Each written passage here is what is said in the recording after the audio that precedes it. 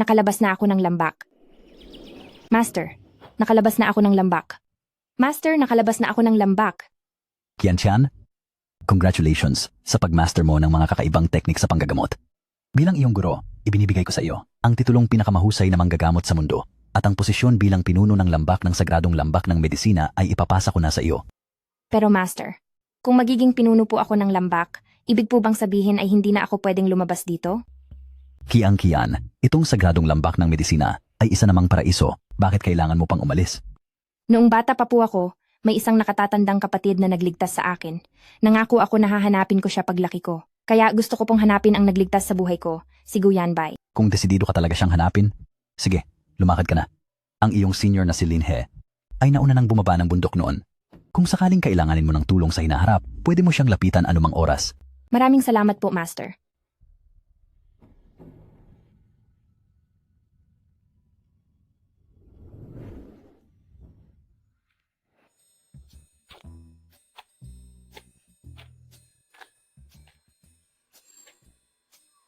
Aking tagapagligtas, nasaan ka na kaya? 3 buwan na ang nakalipas. Bakit wala pa rin akong balita?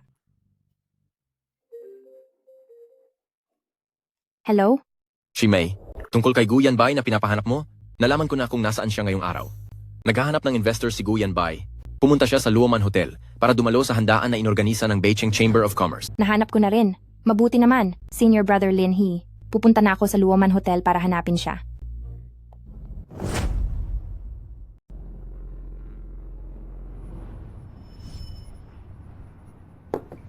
Leng Yanran?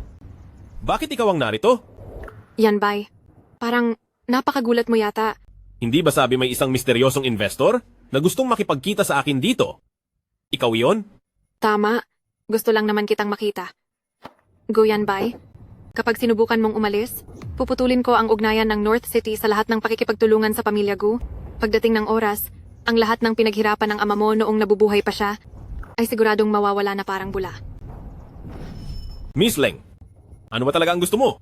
Yanbay, alam ko na ang pamilya nyo ay dumaranas ng krisis ngayon at kailangan nyo ng malaking puhunan. Basta't pumayag kang pakasalan ako, matutulungan kita. Miss Leng, hindi magiging masaya kung pipilitin lang. Hindi ako papayag. May lakad pa ako, aalis na ako. Guyanbay, Boss, anong nangyari? Bakit ang president ng group na si Guyanbay ay wala na rito? huwag mo siyang mabanggit-banggit sa akin. Nabubuwisit ako kapag naiisip ko siya. Ako si Leng Yanran, at ako ay isa sa pinakasikat na tagapagmana sa North City. Nasa akin na ang lahat ng pera, pati na ang ganda. Pero si Guyanbay ay masyadong mapagmataas. Paulit-ulit niya akong tinatanggihan. Boss, napakadaming lalaki sa mundo. Bakit mo ba sinasayang ang oras mo kay Guyanbay? Bata pa lang ako, nakukuha ko na ang lahat ng gusto ko kahit sa mga lalaki. Habang lalo niya akong tinatanggihan, lalo ko siyang gustong makuha. Pumunta si Guyanbay sa Luoman Hotel para dumalo sa piging ng komersyo. Mamaya, maglagay ka sa alak niya ng kung anong pampagana. Opo.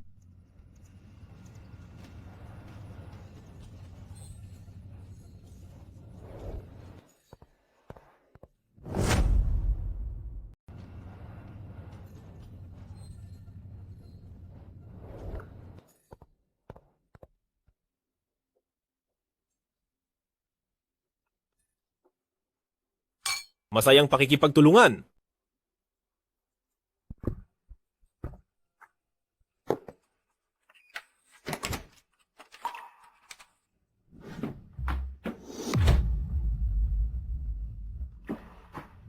Pasensya na, nagkamali ako ng kwartong napasukan. Yanbay, hindi ka nagkamali ng kwarto. Ako, sadya talagang naghihintay dito para sa iyo. Miss Leng, bakit ka basta-basta pumasok sa kwarto ko? Kung may lakas ka pa para magsalita ng ganyan, mas mabuting lumapit ka na lang dito at magpakasaya tayo. Umalis ka. Huwag kang umasa. Ikaw. Mga tao, tumatakas si Guyanbay, bilis, habulin niyo siya. Opo.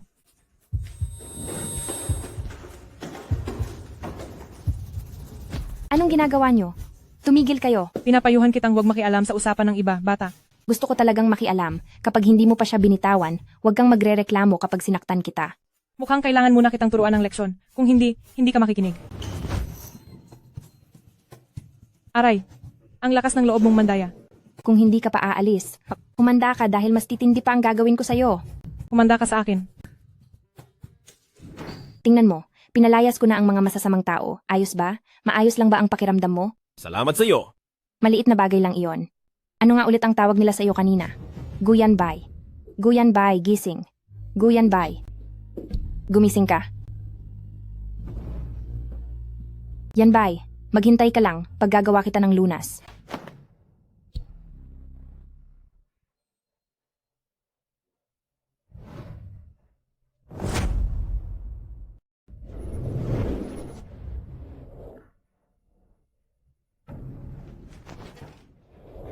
Yanbay, magandang umaga. Sino ka ba? Nung nakaraang gabi, tayo ay. Ako si Yun Kian Kian. Gusto ko sana. Magsisilbi akong responsable. Ano man ang gusto mo, sabihin mo lang sa akin. Talaga po? Ano bang kailangan mo? Gusto ko na sumama sa'yo. Ni hindi nga tayo magkakilala, tapos sa unang pagkikita pa lang natin ay gusto mo nang ikumit ang sarili mo sa akin, ito ay napakabiglaan ito. Mag-isip ka na lang ng ibang hiling. Ang card na ito ay may 5 milyong dolyar. Yan muna ang maibibigay ko sa ngayon. Kung hindi pa ito sapat, kontakin mo na lang ako uli, papadalhan kita ulit. Ayaw ko po nito. Ang gusto ko lang ay sumama sa inyo. Yanbay, nakalimutan mo na ba ako? Noong mga bata pa tayo at nahulog ako sa ice cellar, iniligtas mo ako. Nabalitaan ko na, dahil doon ay nagkaroon ka ng sakit. Kaya nitong mga nakaraang taon, pinag-aralan kong mabuti ang medisina para lang makabawi sa utang na loob ko sa pagliligtas mo sa akin. Ang tungkol sa sinabi mo, parang may naaalala nga ako. Pero matagal na iyon. Kahit sino naman ang nandoon, ililigtas ko pa rin sila. Hindi mo na kailangang isipin pa iyon, at hindi mo na kailangang bumawi sa akin. Sige na. Yanbay.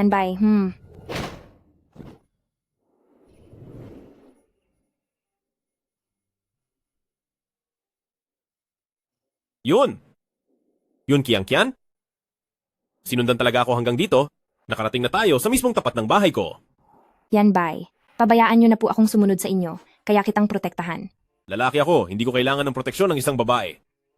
Yanbay, parang awa mo na po. O sige, kung gusto mong sumama, sumunod ka na lang. Yehey,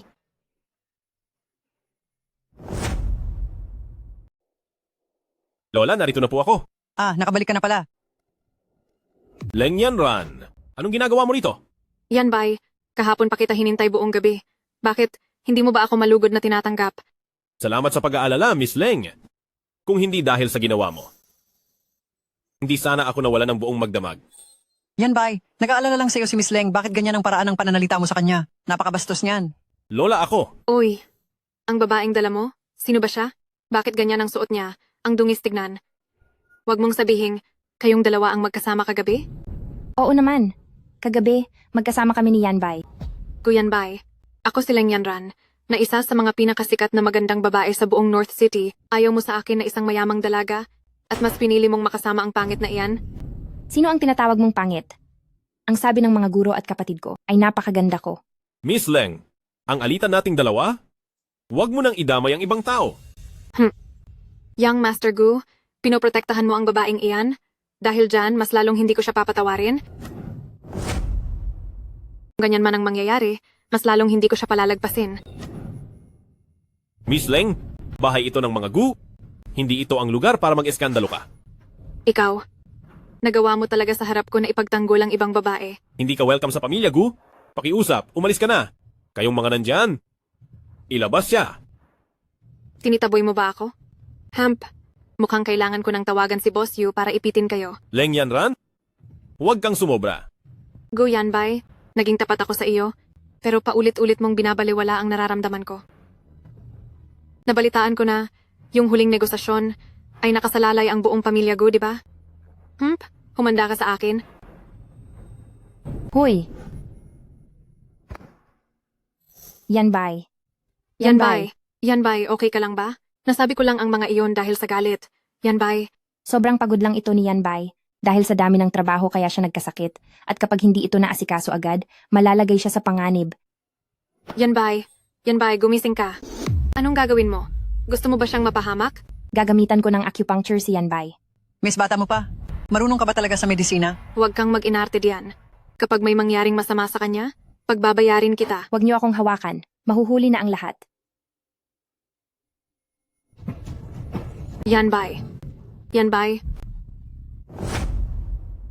Yan bay. Naku, bakit may bahid na ito ng dugo? Yan bay. Diyos ko, hindi na humihinga si Yanbay. Yan bay. Yan bay. Yun kiyan. Pumalpak ka ba at hinayaang mawala ang pasyente? Mga tao, bilisan niyo at hulihin siya.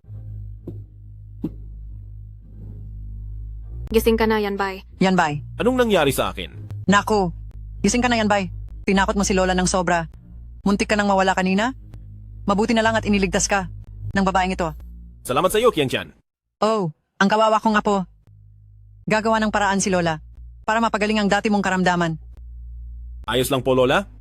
Matagal na akong sanay dito. Ilang taon na akong naghahanap ng mga kilalang doktor, ngunit lahat sila ay walang nagawa. Kahit pa ang pinakamagaling na doktor sa bansa ay nagsabi na ang sakit kong ito ay hindi na kailanman gagaling. Huwag kang makinig sa mga sinasabi ng mga doktor na iyon, kaya kitang pagalingin. Totoo Oo ba? Oo. Oo. Iha, kaya mo bang gamutin ang sakit ni Yanbay? Kung mapapagaling mo ang sakit ni Yanbay, magbibigay si Pamilya Gu ng napakalaking pabuya. Lola, hindi ko po kailangan ng pera. Ang gusto ko lang po ay manatili sa tabi ni Yanbay. Ikaw si Kiang Kian, di ba? Kung talagang ang kaya mong gamutin ang sakit ng aking apo, ibibigay ni Lola ang kahit anong hilingin mo. Lola? Sige na, napagdesisyonan na ito. Miss, hindi ba't paalis ka na dapat kanina? Bakit nandito ka pa? Ako, Sige, Miss Leng. Maaaring hindi namin mapantayan ang lakas ni Pamilya Gu, pero kung gagamit ka ng mga madadayang paraan para bantaan ako, hinding-hindi susuko si Gu Yanbay. Guyan bay. Ang mga bagay na hindi makukuha ni Leng Akunyan Ran ay walang ibang pwedeng kumuha. Humanda ka sa akin. Humanda ka. Ay naku Yanbay, nakalaban mo si Miss Leng. Anong gagawin natin? Ang pamilya Leng sa Beicheng ay masyadong malakas. Tayong Pamilya Gu ay hindi kayang makipagsabayan sa kanila. Lola, paulit-ulit na po akong nagtitimpi, pero masyado na siyang nananapak. Itong si Leng Yanran. Hay nako, ayos lang yan. Nandito naman ako, hindi niya magagalaw ang Pamilya Gu hanggat narito ako. Hay, masyado kang matapang dahil bago ka pa lang dito. Nalaman mo ba kung saan nanggaling ang Yun Kian na iyon? Boss, ang nahanap lang po ng mga tauhan natin. Ang babaeng iyon ay si Yun Ki-angkian. Kalilipat lang niya dito sa Beicheng at wala siyang malakas na backup. Isang probinsya ng walang pera o kapangyarihan, naglakas loob pa na kalabanin ako. Hindi lang niya sinaktan ng mga tauhan ko, pati lalaki ko ay gusto pa niyang agawin. Akong si Leng Yanran ay hindi siya hahayaang makatakas. Boss, mukhang magaling po ang Yun Ki-angkian na iyon. Kahit ako ay hindi siya kayang talunin. Wala kang silbi. May gana ka pang tawagin ang sarili mong gintong bodyguard? Sa huli, naapi ka pa rin ng isang hamak na probinsyana. Pasensya na po boss, kumalma po muna kayo. Para mapigilan siya, kailangang gamitin ang kapangyarihan ng pamilya Leng. Pumunta ka sa Beicheng, hanapin mo ang pinakamalaking investor na si Feng Chao, at sabihin mo na gamitin ang pakikipagtulungan sa investment para yayain si Gu Yanbay na makipagkita sa top-tier Chamber of Commerce. Opo. Gu Yanbay, tingnan lang natin kung ano ang mas mahalaga sa iyo, ang pamilya Gunyo o ang Yun Kian na iyan. Ano ba talaga ang mas mahalaga, ang pamilya Gu o ang Yun Kian? Tama na. Ang lason sa katawan ni Yanbay ay natanggal ko na ng buo. Pagkatapos nito, kailangan lang niya ng sapat na pahinga at siguradong gagaling na siya agad. Talaga po ba? Kung ganoon, ikaw ang malaking tagapagligtas ng Pamilya Gu. Naku Lola, huwag niyo pong sabihin iyan. Kung wala po si Yanbay, ay wala rin po ako ngayon. Yun, Kian-kian. Talagang napakahusay ng iyong kakayahan sa panggagamot. Yanbay, pinapuri mo ba ako?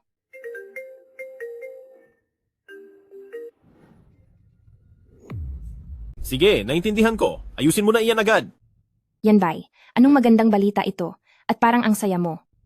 Tumawag lang ang kumpanya at sinabing, ang pinakamalaking investor ng Beicheng na si Feng Chao ay niyaya akong makipagkita sa top business club ng Beicheng para pag-usapan ang partnership. Naku, napakabuti. Kung ganoon, may pag-asa ng maisalba ang kumpanya nating Pamilya Gu. Totoo po yan. Lahat ng mga dati kong kapartner na kinakausap ay sinisira ni Leng Yanran na problema na talaga akong makahanap ng bagong investor. Yanbay, aalis ka ba? Pwede bang sumama ako sa'yo? May pag-uusapan kaming negosyo, bakit mo ako susundan? Pero nangako ka sa akin na kapag pinagaling kita, papayagan mo akong sumama sa'yo. Huwag ka lang makulit. Sa susunod na lang. Naku Lola, pagsabihan niyo nga po siya. Yanbay, hayaan mo nang sumama si Kiang Kian sa iyo. Napakabait at napakamaunawain naman ni Kian. Paniguradong hindi siya gagawa ng kahit anong problema. Sige na nga. Isasama na kita. Pangako iyan. Hay nako, sinasabi rin talaga ni Lola na talagang magkasintahan daw tayo at gusto pa niyang pagtabihin tayo sa iisang kwarto. Nagpipilitan talaga nilang mag-boyfriend tayo at gusto pa nilang matulog tayo sa iisang kwarto, HMP. Yan bay, anong ginagawa mo? Hindi dapat magkadikit ang lalaki at babae. Kaya sa sofa muna ako matutulog ngayong gabi at saka ka na magpahinga. Paano namang mangyayari yon? Katatanggal ko lang ng lason na nagpapalamig sa katawan mo at ngayong gabi hindi ka pwedeng malamigan. Kababalaghan pa lang nating magkilala? At kung matutulog tayo sa iisang kama, anong sasabihin ng ibang tao? Nakakahiya iyon. Anong masama doon? Magkasama naman tayong natulog noong nakaraang 2 araw ah. Aksidente lang. Yung araw na yon? Huwag mo na akong pilitin. Dito na ako sa sofa matutulog ngayong gabi. Uy. Anong ginagawa mo?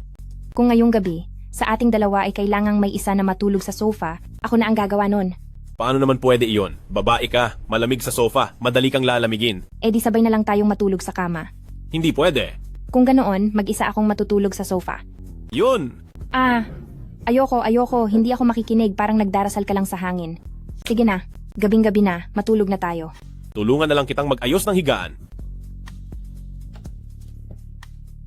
Good night.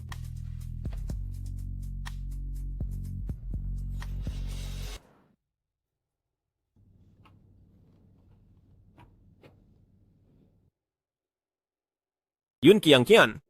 Malamig sa sofa. Ano kaya? Kung sa kama ka na matulog. Magkasama na tayong matulog sa kama ngayong gabi. Yan, bye.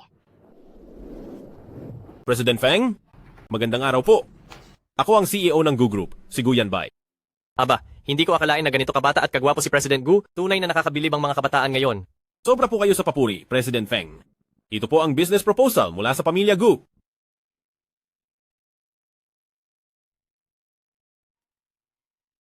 Talagang may talento si President Gu. Nagawa mo ang ganito kagandang plano sa loob lang ng maikling panahon. Subalit, nandito rin ako dahil may pakiusap ang isang kaibigan na papuntahin si President Gu dito para makipagkita. Sino po ba ang gustong makakita sa akin? Yan, bay. Siyempre ako ang gustong makakita sa iyo. Yan, bay. Siyempre gusto kitang makita. Bakit ka nandito na naman?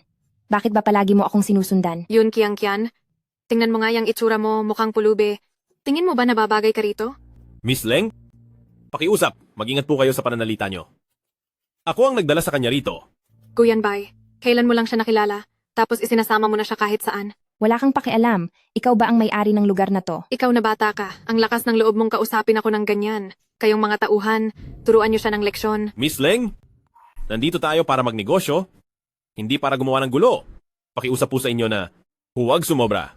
Hi, President Gu. Mag-usap tayo ng maayos, hindi kailangang mag-away o magsakitan. Yun, Kian. Alang-alang sa mukha ni na President Feng at Yanbay, patatawarin ko ang pambabastos mo sa akin kanina. Pero noong mga nakaraang araw, sinaktan mo ang mga tauhan ko, pagbabayarin pa kita para doon. Oh? Ang ibig mong sabihin ba ay yung dalawa na pinalayas ko noong isang araw? Inaapi nila si Yanbay. Dapat lang sa kanila iyon. Huwag kang magsinungaling sa harap ko. Halatang ikaw ang sadyang nanggugulo. Miss Leng? Ang totoong nangyari rito, alam kong alam nyo na ang totoo sa loob nyo. Guyanbay, sigurado ka bang dahil lang sa babaeng ito na hindi naman natin kilala, ay babanggain mo ang pamilyang Leng Yanran? Ano po ang gusto ninyong mangyari? Napakasimple lang. Utusan mo siya, na lumuhod sa harap ng lahat. Gawa ko sa kaniya na, lumuhod sa harap ng madla. Kapag nangyari yon, mapapatawad ko na siya. At gusto ko ring papirmahin si President Feng sa ilalim ng inyong Gu Group. Ang Gu Group ay ang pamanang iniwan sa akin ni Papa. Hindi ko maaaring hayaang ang negosyong pinaghirapan niya ay masira lang sa aking mga kamay. Pero, kung dahil sa sariling kapakanan ay pipiliin kong makipagsapalaran sa mga mapanganib na tao, ay nilalabag ko na ang mga aral na itinuro sa akin ng mga magulang ko mula bata pa. Ano na ang pasya mo, Yanbay? Pasensya na, labag ito sa aking prinsipyo, kaya hindi ako makakapayag. Guyanbay, ganoon ba talaga kahalaga sa iyo si Yun Qianchan? Dahil sa kaniya, handa mong bitawan kahit ang Gu Group. Personal ko itong desisyon, at walang kinalaman si Yun Qian dito. President Feng, ang negosyo ay dapat nakabatay sa pagpayag ng magkabilang panig. Kung noong una pa lang po ay wala kayong balak na makipagtulungan sa Gu Group, hindi ko naman po kayo mapipilit. Salamat sa inyong pagpapatuloy. Alis na po ako. Nang walang pahintulot ko, sino ang nagsabing pwede kayong umalis? Harangin niyo siya. Haharangan ko siya? Mauna ka nang tumakas. Ayaw ko, kailangang sabay tayong makaalis. Ganitong sitwasyon na nga, at nagagawa niyo pang maging madrama sa isa't isa? Yun Kian, hindi ba't napakagaling mo? Kung sa tingin mo ay mahina ang abilidad ko, panyayarihan na lang kita para makita mo. Anong uri ng pangkukulam ito? Huwag kang lumapit. Leng Yanran, kapag naglakas loob ka pang saktan si Yanbay, maniwala ka at ipakikita ko sa iyo ang bagsik ni Storm Pear Blossom Needles. Ikaw, Yanbay, naitaboy ko na silang lahat. Kian? Hindi ko inakalang maliban sa husay mo sa panggagamot, ay napakagaling mo rin pala pagdating sa pakikipaglaban. Siyempre naman. Buti na lang isinama mo ako rito. Kung hindi, baka ang Miss Leng na ito ay hindi ka hayaang makaalis. Salamat sa iyo, Kian. Tayo na. Guyan Bay, sigurado ka ba talaga sa desisyon mo? Kapag humakbang ka palabas dito, mawawala sa iyo ang suporta ni President Feng, ang pinakamalaking investor sa buong industriyang ito. Mawawala sa iyo si President Feng, ang pinakamalaking mamumuhunan sa industriyang ito. Oo nga, President Gu. Humahanga pa rin naman ako sa iyo. Kaya bakit hindi tayo maupo para makapag-usap tayo ng maayos? Para sa isang taong gustong mabuhay ng may dangal at integridad, dapat munang matutong magpakatao bago gumawa ng anuman. Gusto ko siyempre makipagtulungan kay President Feng para isalbab ang kumpanya ng pamilya Gu. Pero bilang si Gu Yanbay, hindi ko tatalikuran ang aking mga prinsipyo para lang maabot ang aking layunin. President Feng, pinapayuhan kita na huwag pumanig sa masasamang tao dahil kung hindi, ang gumagawa ng masama ay mapaparusahan din sa huli. Bata ka pa, ano bang mga pinagsasabi mo? Noong nagsisimula pa lang ako sa mundong ito, hindi ka pa ipinanganak. At ikaw pa ang magtuturo sa akin kung anong dapat kong gawin? Sige, hanggang dito na lang ang payo ko, bahala ka na sa sarili mo. Tama na nga, sino ka ba sa akala mo? Ang lakas ng loob mong magpanggap at manakot sa harap ko, puro ka lang naman porma. Nakikita kong nangingitim ang iyong mukha at naninigas ang iyong mga mata, tila may malubha kang karamdaman at baka malapit ka nang mawala.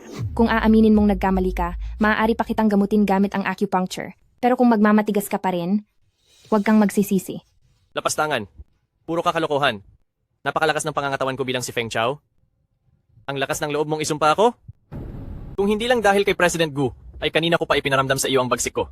Dahil ayaw mong makinig sa payo, wala na akong magagawa. Yanbay, tara na. Alis na tayo. Yanbay, saan po tayo pupunta pagkatapos nito? Nabalitaan kong may isang kumpanyang galing sa ibang bansa ang bumalik dito at naghahanap sila ng mga kasosyo rito sa North City. Kailangan kong bumalik sa kumpanya para gumawa ng isang bagong plano. Kian, napagod ka sa pagsama sa akin ngayong araw. Umuwi ka na muna at magpahinga. Ayoko po, kung nasaan po si Yanbay, doon din po ako pupunta. Sige, tara na.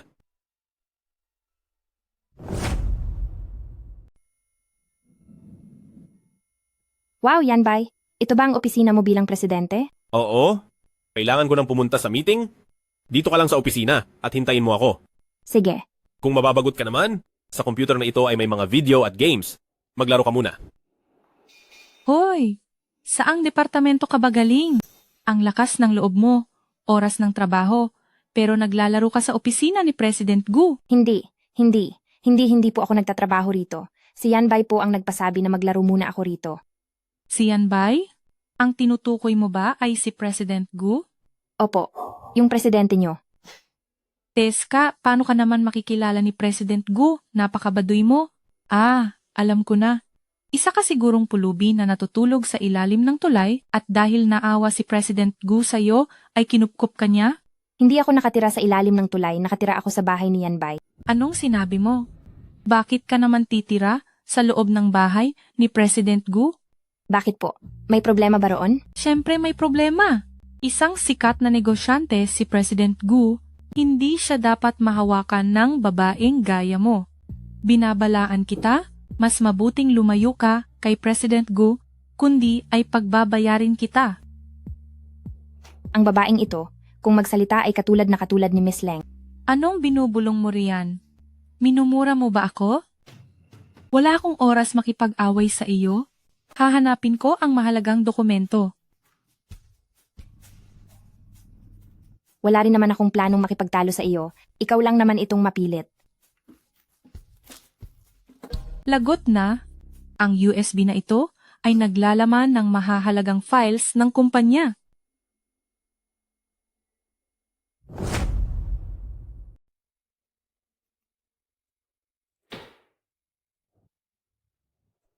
Bakit mo ba ako tinitingnan ng ganyan, ha? Magsalita ka?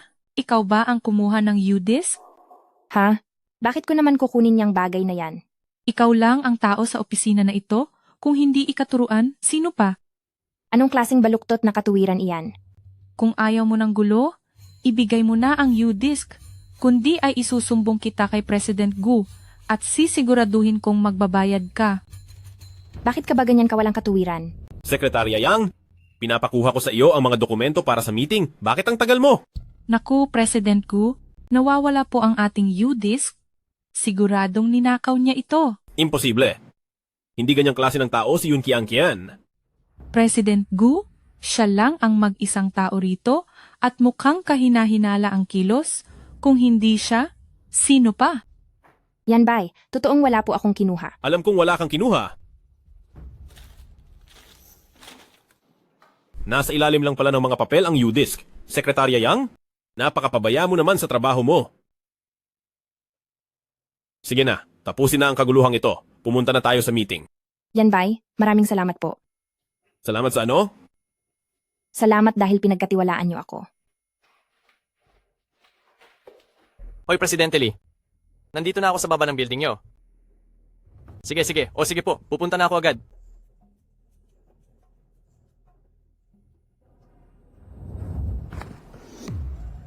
Naku, Boss Feng, okay ka lang ba? Boss Feng! Dr. Liao, kumusta ang lagay ng sakit ko? President Feng, nasa huling yugto na po ang inyong cancer sa atay. Malala na ang inyong kondisyon at wala na kaming magagawa. Sa panahon ngayon, tila ang pinakamahusay na manggagamot sa mundo na lamang ang tanging makapagliligtas sa buhay mo. Pinakamahusay na manggagamot sa mundo. Sa panahon ngayon, parang si pinakamahusay na manggagamot sa mundo na lang ang tanging makakapagligtas sa iyo. Pinakamahusay na manggagamot sa mundo? Saan ko naman hahanapin ang pinakamahusay na manggagamot sa mundo na iyan? Ayon sa mga balita, nilisan na ng pinakamahusay na manggagamot sa mundo ang sagradong lambak ng medisina at hindi na alam kung nasaan siya. President Feng, hindi ba sabi niyo may isang batang babae na agad na nakapuna sa sakit niyo nung una pa lang? Maaari mo siyang subukang hanapin. Ano namang alam ng isang batang babae? Ayoko. Dapat nating pakilusin ang buong puwersa ng pamilyang Feng para mahanap siya. Yan bay, nitong nakaraang 2 araw ay gabi ka na nakakauwi, pagod ka na. Ganito, igagawa kita ng pampalakas na gamot para sa kalusugan mo. Kian, sa pag-aalaga mo, bumubuti na ang pakiramdam ko. Nitong mga nakaraang araw ay naging abala ako sa pag-aayos ng pondo ng kumpanya. Pero hanggang ngayon, wala pa rin akong mahanap na business partner. Hindi ko na alam kung ano ang dapat kong gawin. Yan bay, pwede naman kitang tulungan. Pinakamahusay na manggagamot sa mundo. Tulungan niyo po ako. Pinakamahusay na manggagamot sa mundo. Anong pinakamahusay na manggagamot sa mundo? President Feng, hindi nyo kailangang gawin iyan. Tumayo po muna kayo. Ginamit ko ang buong puwersa ng pamilyang Feng sa paghahanap sa iyo nang matagal at nalaman ko na ikaw pala ang pinakamahusay na manggagamot sa mundo. Kailangan ko pong gamutin niyo ako. Kian, President Gu, wala ka ba talagang kaalam-alam tungkol dito? Yan bay, hindi ko naman sinasadyang ilihim ito sa iyo. Yan bay, hindi ko sinasadyang ilihim ito sa iyo. President Feng, tumayo ka at magsalita. Kasalanan ko ang lahat dahil hindi ako nakinig sa mga sinabi ni Binibining Qian noon. Kailan lang ay napag-alamang mayroon akong alalang karamdaman. Sir Gu, pakiusap. Tulungan niyo akong makiusap. Pakiusapan niyo si Binibining Qian, nagamutin ako. Noon, nakipagsabwatan ka kay Ling Yanran para apihin si Yanbay. Napakasama mong tao, kaya ayaw kitang gamutin. Kian, ang mga ginawa ni President Feng noon ay dahil lang sa utos ni Leng Yanran. Tingnan mo ang kalagayan niya ngayon. Kaawa-awa siya. Kung maaari sana, ay tulungan mo siyang gumaling. Sige, susunod ako sa gusto mo. Alang-alang kay Yanbay, ililigtas ko ang buhay mo. Ganito. Sabihan mo na lang ako kung kailan at pupunta ako para gamutin ka. Salamat po, himalang doktor. Maraming salamat. Huwag kang magpasalamat sa akin, magpasalamat ka kay Yanbay. Sir Gu, salamat po sa paglimot sa ating mga nakaraang alitan. Alam kong ang Gu Group ay may hinaharap na kakulangan sa pondo. Kung hindi niyo po mamasamain, nais ko pong maging habambuhay na partner sa investment ng Gu Group. Sige, President Feng. Inaasahan ko ang ating masayang pagkatrabaho ng magkasama. Maghahanda ako ng handaan. Susunod ako sa desisyon ni Yanbay. Sige. Kung ganoon, usapan na iyan. Sige po, usapan na po yan. Boss Feng, kayo po mismo ang bumaba para sumalubong. Sino po ba ang espesyal na panauhing ito? Hindi kaya sina Beicheng at Miss Leng iyan? Si Leng Yanran ba? Teka, Miss Yun at Young Master Gu, matagal ko na po kayong hinihintay rito. Hinihintay ko po talaga ang pagdating nyo. Halina po kayo sa loob. Mr. Feng, silang dalawa ba ang sinasabi ninyong mga espesyal na panauhin? Ano bang pinagsasabi mo? Humingi ka ng tawad sa mga panauhin ko. Pinahihingi niyo ako ng tawad sa kanilang dalawa? Bakit? Mahirap ba para sa iyong humingi ng tawad? Pasensya na po. Hindi ko po alam na kayong dalawa ay ang mga panauhing hinihintay ni Boss Feng.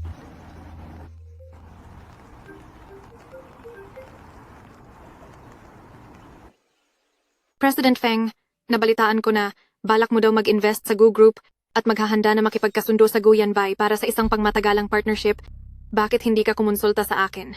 Paano mo nagawang magdesisyon ng mag-isa? Miss Leng, ako bilang si Feng Chao sa aking mga gawain ay hindi kailangan ng pakikialam mo. Tinulungan kita noon dahil may utang na loob ako sa pamilya Leng. Pero ngayon, nabayaran ko na ang lahat ng dapat bayaran. Pati ang mga hindi kailangang bayaran ay tapos na. Kung hihiling ka pa ng hindi makatwiran, hindi na ako makikipaglaro sa'yo.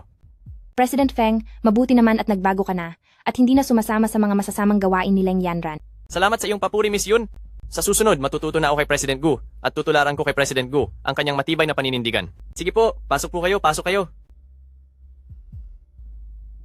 Itong si Boss Feng, na siyang pinakamalaking investor ng Beicheng, ay yumuyo ko ng ganito sa Guyanbay? President Gu, ito ang kontratang ipinaayos kong muli. Tingnan mo, kung may kailangan pang baguhin.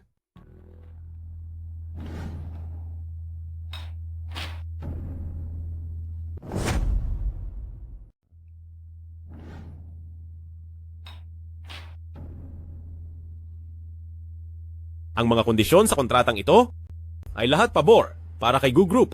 President Gu, gusto ko pong magpasalamat sa inyo dahil kinumbinsin niyo ang pinakamagaling na doktor sa mundo na si Lady Yun na iligtas ako. Ito po ay munting regalo mula sa akin. Sana ay tanggapin niyo po ito.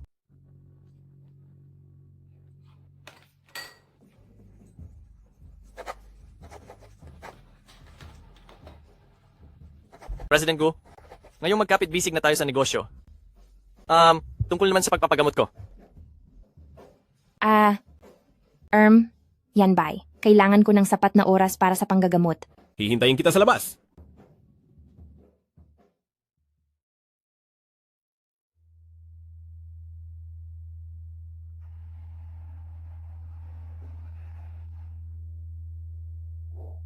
Hindi nga talaga matatawaran ang galing ng doktor. Sa 1 kilos lang, mula sa hukay ay nailigtas niyo ako. Napakagaling niyo, talaga.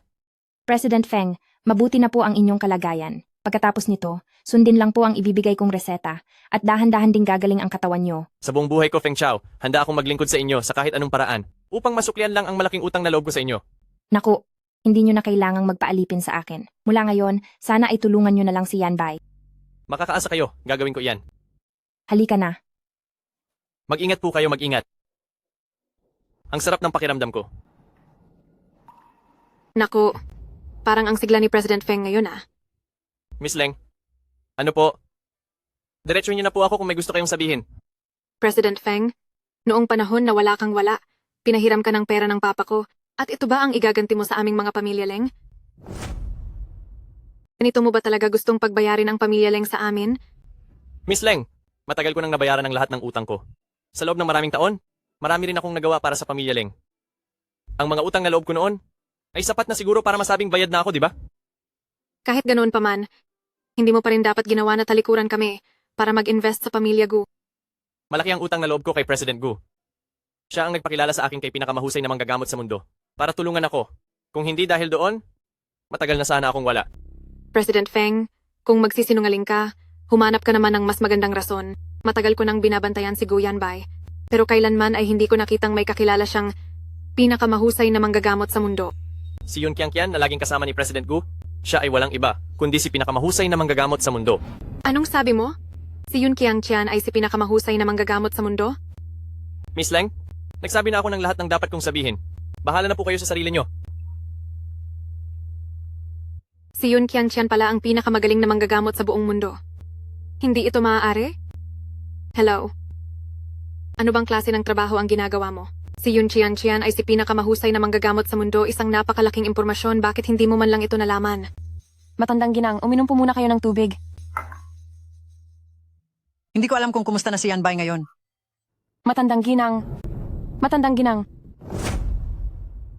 Matandang ginang, matandang ginang. Matandang ginang, anong nangyari sa'yo? Dr. Liao, bakit bigla na lang nahimatay ang lola ko? President Gu, nagsagawa po kami ng kompletong check-up kay Old Madam Gu. Base po sa resulta, mayroong acute leukemia si Old Madam Gu. Ano? Acute leukemia? Paano nagkaroon ng acute leukemia ang lola ko? President Gu, huwag po muna kayo mag-alala. May lunas pa naman ang sakit ni matandang ginang yan. Sa ngayon, may mga bagong chemotherapy drugs na ginawa sa ibang bansa na espesyal para sa acute leukemia. Ngunit, ang gamot na ito ay napakabihira at maraming ospital ang walang paraan para makabili nito. Kahit anong mangyari, gagawa ako ng paraan para makabili ng gamot na iyon. President Gu, itatanong ko po kung saan maaaring makakuha niyan.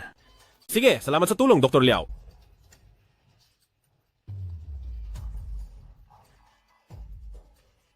Yan Bai, maaari kang humingi ng tulong sa akin. Mayroon akong link kung saan makakabili ng gamot na iyon. Leng Yanran, anong ginagawa mo rito? Nagpadala ka ba ng tao para sundan ako?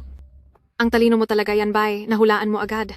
Miss Leng, totoo bang alam mo kung saan makakabili ng gamot na iyon? Siyempre naman. Miss Leng, maaari mo bang ibenta sa akin ang impormasyong iyan? Bibigyan kita ng malaking pabuya. Yan Bai, bilang isang binibining Leng, sa tingin mo ba ay kailangan ko ng pera? Kung hindi kailangan ni Miss Leng ang pera, maaari akong magbigay ng ibang bagay bilang kapalit sa inyo. Yan Bai, alam mo naman na, mula noon hanggang ngayon, ang tanging gusto ko ay ikaw. Miss Leng, hindi talaga tayo para sa isa't isa. Akala ko ay matagal ko na itong sinabi sa iyo. Manahimik ka. Ako ang laging tumatangi sa iba. Wala pang nangangahas na tumanggi sa akin. Kung ganoon, Miss Leng, wala na tayong dapat pag-usapan pa. Umalis ka na. Wala na tayong dapat pag-usapan pa. Makaalis ka na. Guyan Bai, pag-isipan mong mabuti. Ang sakit ng lola mo, hindi mo na ba gustong ipagamot? Kung magpapakasal ka sa akin, hindi lang ako makakahanap ng paraan para matulungan kang isalba ang lola mo, makukuha mo pa ang napakalaking kayamanan ng pamilyang Leng. Salamat na lang sa iyong kabutihang loob. Pero ako, si Guyan Bai, ay hinding-hindi, kailanman, pipiliin ang kasalang negosyo para lang sa pera. Guyan Bai, Ang pangalang Yan Bai ay hindi lang kung sino-sino ang pwedeng tumawag. Yun Qianqian, ikaw. Buhay ka pa pala. Anong ibig mong sabihin yan? Bitiwan mo ako, nasasaktan ako. Magsabi ka ng totoo. Yun Qianqian, ikaw na probinsya nang galing sa bundok, anong karapatan mong angkinin siya? Dapat mawala ka na lang sa mundo. Nagawa mo akong saktan. Leng Yanran, hindi lang ako ang gusto mong tapusin, pati si Yan Bai ay gusto mong saktan. Kapag may masamang mangyari kay Yan Bai, hinding-hindi kita mapapatawad.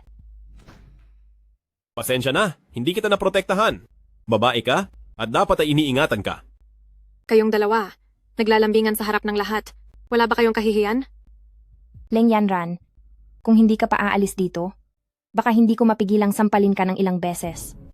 Yun Qianqian, humanda ka sa akin. Yan Bai, narinig ko ang nangyari kay Lola. Bigla na lang siyang nahimatay. Sabi sa pagsusuri sa ospital, mayroon daw siyang acute leukemia. Lumabas po sa pagsusuri ng ospital na may malalang leukemia si Lola. Kailangan po ng bagong chemotherapy drugs galing sa ibang bansa para malunasan siya. Huwag kang mag-alala, sisiguraduhin kong gagaling si Lola. Qianqian, mahusay kang doktor. Kaya, syempre, nagtitiwala ako na mapapagaling mo si Lola, pero mahina ang iyong pangangatawan. Kaya dapat ka pa rin magpahinga ng maayos. Mas importante po ang kalagayan ni Lola. Dalhin mo po ako sa kaniya. Qianqian, Maayos lang talaga ako, Yan Bai. sige, sasama ako sa iyong pumasok.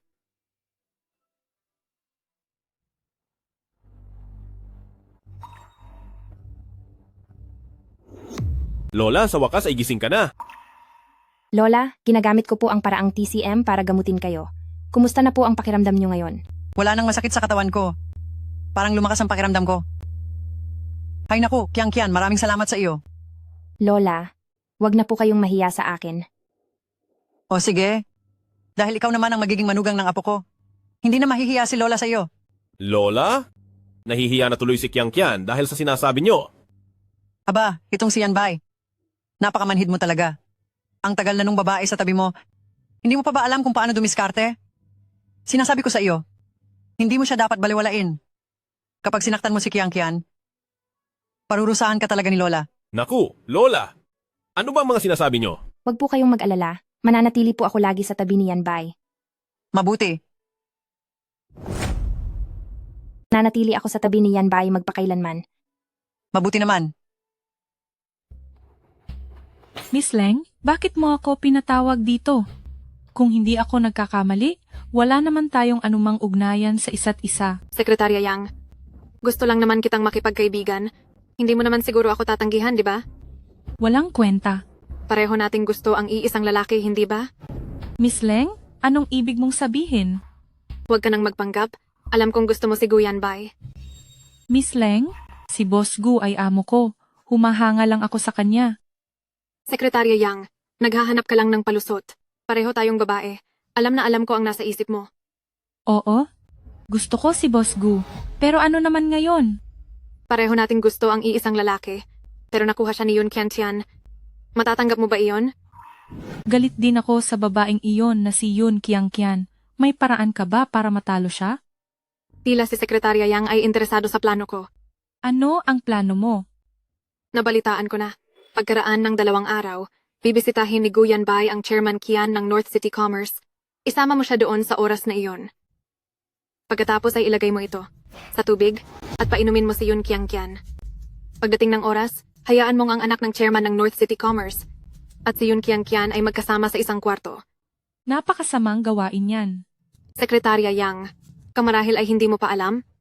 Pinaplano na ni Old Madam Gu na ipakasal agad si Yun Kiangkian kay Gu Yanbay. Kapag hindi mo pa ito ginawa, mahuhuli na ang lahat. Yun Kian? Ilang taon kong binantayan si Boss Gu? Sino ang nagbigay sa iyo ng karapatan na sumulpot na lang at agawin siya sa akin? Kasalanan mo ang lahat ng ito. Wala kang dapat isisi sa akin. Sige, pumapayag ako? Sabihin mo sa akin ng detalyado ang plano mo. Ipaliwanag mo sa akin ng madetalye ang iyong plano. Sekretarya Yang, mula nang una kitang makita, alam ko nang pareho tayo ng uri. Kiang Kian, inimbitahan ako ni Chairman Kian ng Northern City kaya naparito ako para bumisita sa pamilya Kian. Maging mabait ka lang sa tabi ko at pagkatapos naming mag-usap ni Chairman Kian, kakain tayo ng hotpot. Sige po. Young Master Kian. President Gu, aba, ang bilis mo namang makarating. Halika, pasok ka. Young Master Kian, sinadya kong pumunta rito para bisitahin si Chairman Kian. May dala akong munting regalo para sa iyo. Naku, President Gu, masyado kang nagabala. Ayos lang namang bumisita ka. Bakit kailangan pang may dalang regalo? Teka, itong magandang dilag na ito, anak ba siya ng isang mayamang pamilya? Napakaganda naman niya. Hindi po ako anak mayaman. Ako ay tauhan ni Kuya Yanbay. Sayang, ang gandang dilag. May nagmamay-ari na pala sa kanya. Sayang na sayang talaga. President Gu, nabalitaan ko noong nakaraan, muntik nang bumagsak ang Gu Group. Pero nagawa ni President Gu sa loob ng maikling panahon na mahanap ang pinakamalaking mamumuhunan sa Northern City, si Feng Chao, para mag-invest. Talagang napakahusay mo, President Gu. Gusto ka talagang makilala ng tatay ko para pag-usapan ang paglago ng negosyo. Young Master Kian, masyado mo naman akong pinupuri. Nakakuha lang ako ng puhunan sa President Feng dahil na rin sa tulong ng isang mahalagang tao. Sige, dadalhin na kita sa tatay ko ngayon. Tara na. Sige. Babalik agad ako. Maghintay ka lang muna rito. Opo. Yun Kian, sabi ni President Gu, alagaan daw kitang mabuti. Heto, inumin mo muna itong soda. Salamat po. Bakit hinahawakan mo lang, hindi mo ba iinumin? Nakapagtataka, hindi naman ako gusto ni Sekretarya Yang noon pa man. Bakit bigla siyang naging mabait sa akin? Ang amoy na ito. Isa itong uri ng gamot. Sekretarya Yang, tingnan natin kung anong binabalak mo. Aray, nahihilo ang ulo ko. Nahihilo po ako. Uy, gumising ka. Yun Kian, sisiguraduhin kong masisira ang dangal mo ngayon. Ay, ang Master Kian! Sekretarya Yang, Gumawa si President Gu ng ilang mga plano para sa negosyo tungkol sa kapulungan. Sinabihan niya po akong ipakita ito sa inyo. hindi ba tumawag lang si President Gu sa telepono? Bakit bigla siyang magpapakita ng mga plano? Sige, balita ko nga ay napakagaling ni President Gu pagdating sa negosyo. Ang mga planong isinulat niya. Dapat ko talaga iyong makita. Sige, ibigay mo sa akin para tignan ko. Ay naku, ang ulyanin ko na po talaga. Naiwan ko pala iyon sa kabilang kwarto. O baka po gusto ninyong sumama sa akin para kunin ito? Sige, tara na.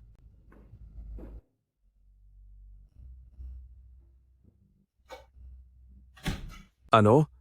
Hoy! Hoy, nasaan na yung sinasabing plano? Bakit nila nilak ang pinto? Huwag mo na itong katukin. Hindi na niya iyan bubuksan para sa iyo. Heto, kumain ka muna. Magandang dilag, ano ba ito? Candy ba ito para sa akin? Hindi ito candy. Ito ay isang pambihirang gamot na gawa ni Sagradong Lambak ng Medisina. Ano itong mabangong ito? Mabangong usok iyan, mayroon itong lason. Ano? Anong gagawin natin? Ito na nga.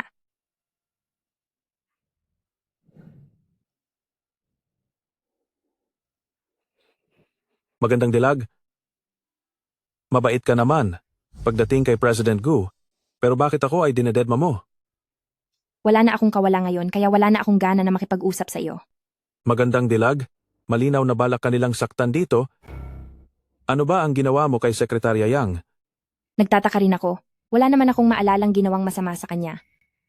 Yun Kian Kian? Ang ganda ng pangalan mo. Maganda ka rin sa personal. Yun Kian Kian. May pagtingin ako sa iyo? Baka gusto mong isipin na maging girlfriend ko. Gusto mo bang I consider na maging girlfriend ko? Kung alam ko lang na ganyan ka kadaldal, tinuro ka na sana kita ng karayom para tumahimik ka. Hoy, bakit napakasama ng ugali mo? Kian? Ayos ka lang ba? Sir Gu, tingnan niyo si Yun Kian Kian. Yun Kian Kian, bakit parang wala lang sayo? Sekretarya Yang, ano naman ang dapat mangyari sa akin? Wala. Wala lang, wala. Wala ito. Sekretarya Yang, nilasing mo na nga ako. Ikinulong mo pa ako kasama si Young Master Kian. Ano ba talagang balak mo? May nangyari bang ganyan? Yun Kian Kian, huwag kang gumawa ng kwento. Ako. Nakita ko lang nasira ang lock ng pinto sa hotel room, kaya agad kong tinawag si Sir Gu para iligtas ka. Sir Gu, huwag po kayong maniniwala sa kanya. Ako? Ilang taon na po akong nagtatrabaho sa inyo. Paano ko naman magagawa ang ganoong bagay? Siguradong siya ang nakipag-usap sa ibang lalaki, kaya naninira siya ngayon para makalusot. Sekretarya Yang, ang tinutukoy mo bang ibang lalaki ay ako? Young Master Kian? Ako. Hindi iyon ang ibig kong sabihin. Hindi ko akalain na may maglalakas loob na sa harap ko ay gumamit ng mga maruming paraan at isali pa ako sa mga plano nyo. Young Master Kian? Ano ba talagang nangyayari rito? Sir Gu, masama ang intensyon ng sekretarya mong ito. Una, nilinlang niya akong pumunta sa hotel, pagkatapos ay ikinulong kaming dalawa ni Yun Kian Kian sa isang kwarto at naglagay pa siya ng may lasong pabango. Kung hindi dahil sa gamot na iyon, siguradong napahamak na ako. Napakasamang babae talaga. Sekretarya Yang? Bakit mo nagawa ito? Ano? Noong nasa kolehiyo ka pa, nagbigay ako ng pera para makapag-aral ka. Pagkatapos mong graduate, nagtrabaho ka sa Gu Group at maayos ang trato ko sa iyo. Bakit mo kailangan gawin ito? Nga Marie. Bakit mo ito ginawa? President Gu, si Yun Kian Kian lang ba talaga ang mahalaga sa puso mo? Sa loob ng maraming taon, ako ang palaging nasa tabi mo. Ako ang nag-aasikaso sa bawat aspeto ng kumpanya. Bakit nang lumitaw siya, nagawa niyang kunin ang lahat ng atensyon? Ako ang laging nananatili sa tabi mo. Sekretarya Yang? Ikaw? Kalokohan? Kahit pa mabigo ang plano ngayong araw, wala akong anumang pagsisisi. Yun Kian Kian? Akala mo ba ako ang gustong mag-alis sa iyo? Sasabihin ko sa iyo, may iba pang tao. Alam ko naman iyon. Silang Yanran, di ba? Paano mo nalaman? Hinulaan ko lang. Hindi ko akalaing tama ang hinala ko. Pinaglalaruan mo ako. Yun Kian Kian? Ngayong alam mo na si Leng Yanran iyon, bakit wala ka pa ring takot? Naku, hindi ako natatakot sa kanya. At saka, hindi ito ang unang pagkakataon na niresbakan niya ako. Sekretarya Yang, ang dapat mong mas alalahanin ngayon ay ang sarili mo. Yun Kian, anong balak mong gawin? Yan bay, Young Master Kian, paano niyo balak parusahan siya? Hump, kung sino man ang magtangkang manira sa tao ko, si Young Master Kian, sisiguraduhin kong wala na siya bukas. President Gu, iligtas niyo po ako. Young Master Kian, maraming taon ding naglingkod sa akin si Sekretarya Yang. Marami rin siyang sakripisyo sa trabaho. Gusto ko siyang ihingi ng paumanhin. Patawarin niyo na siya. Alang-alang kay President Gu, maaari kitang patawarin. Pero pagkatapos nito, huwag ka nang magpapakita sa Beijing. Sekretarya Yang, sasabihan ko ang accounting department na ibigay ang 6 na buwan mong sweldo. Sibak ka na sa trabaho. President Gu, nagkamali po ako. Huwag mo po akong paalisin sa tabi mo. President Gu, mali ako. Huwag mo akong hayaang lumayo sa iyo. Kayong mga tauhan, ilabas niyo ang taong ito. Opo. President Gu, nagmamakaawa ako. Mali ako. President Gu. President Gu, talagang sikat ka sa mga babae, ano? Kahit saan ka pumunta, nakakakuha ka ng atensyon ng libo-libong dalaga. Nakakainggit ka naman. Young Master Kian, hindi ko kailanman ninais na makuha ang pag-ibig ng maraming babae. Ang gusto ko lang ay makahanap ng isang soulmate at makasama siya habang buhay. Ganoon din ako. Ang tanging hangad ko lang sa buhay na ito ay makatagpo ng mabuting tao, isang tao na magmamahal sa akin ng tapat. Hi. Mula nang unang beses kong makita si Yun Kiangkian, inisip ko na siya na ang babaeng para sa akin. Hindi ko akalain na kayong dalawa ay napakatapat sa isa't isa at talagang magkatugma ang inyong mga puso. Kaya sa tingin ko ay wala na pala akong pag-asa. Naku, Young Master Kian, itong huling sinabi mo ay talagang may punto ka. Sa darating na panahon, kapag kayo ay ikinasal na, personal akong dadalo para magbigay ng regalo. Sige ba? Hihintayin namin po ang inyong pagdating, Young Master Kian. Pangako iyan. Pangako. Yan bay, napakataas na ng oras ng iyong pagtatrabaho, dapat ka nang magpahinga. Halika, pakakainin kita ng prutas. Kian, busy pa ako sa mga gawain sa kumpanya. May kinitak na ilang malalaking negosyo sa Beijing si Leng Yanran at sinisimulan na ang panggigipit sa Gu Group. Kaya kailangan kong gumawa ng mabilis na aksyon. Itong si Leng Yanran, bakit parang ayaw tumigil? Doon sa huling pangyayari, hindi ko pa siya napapabayad doon, tapos ngayon gumagamit na naman siya ng masasamang taktika. Huwag ka nang mag-alala, Kian, makakaasa ka na kaya ko itong ayusin. Magpahinga ka muna sa tabi at kapag natapos ko na ito, ilalabas kita para kumain. Sige na nga. Hello? Kian, kumusta ang buhay mo dyan sa Beijing? Hinahanap-hanap mo ba itong iyong senior brother?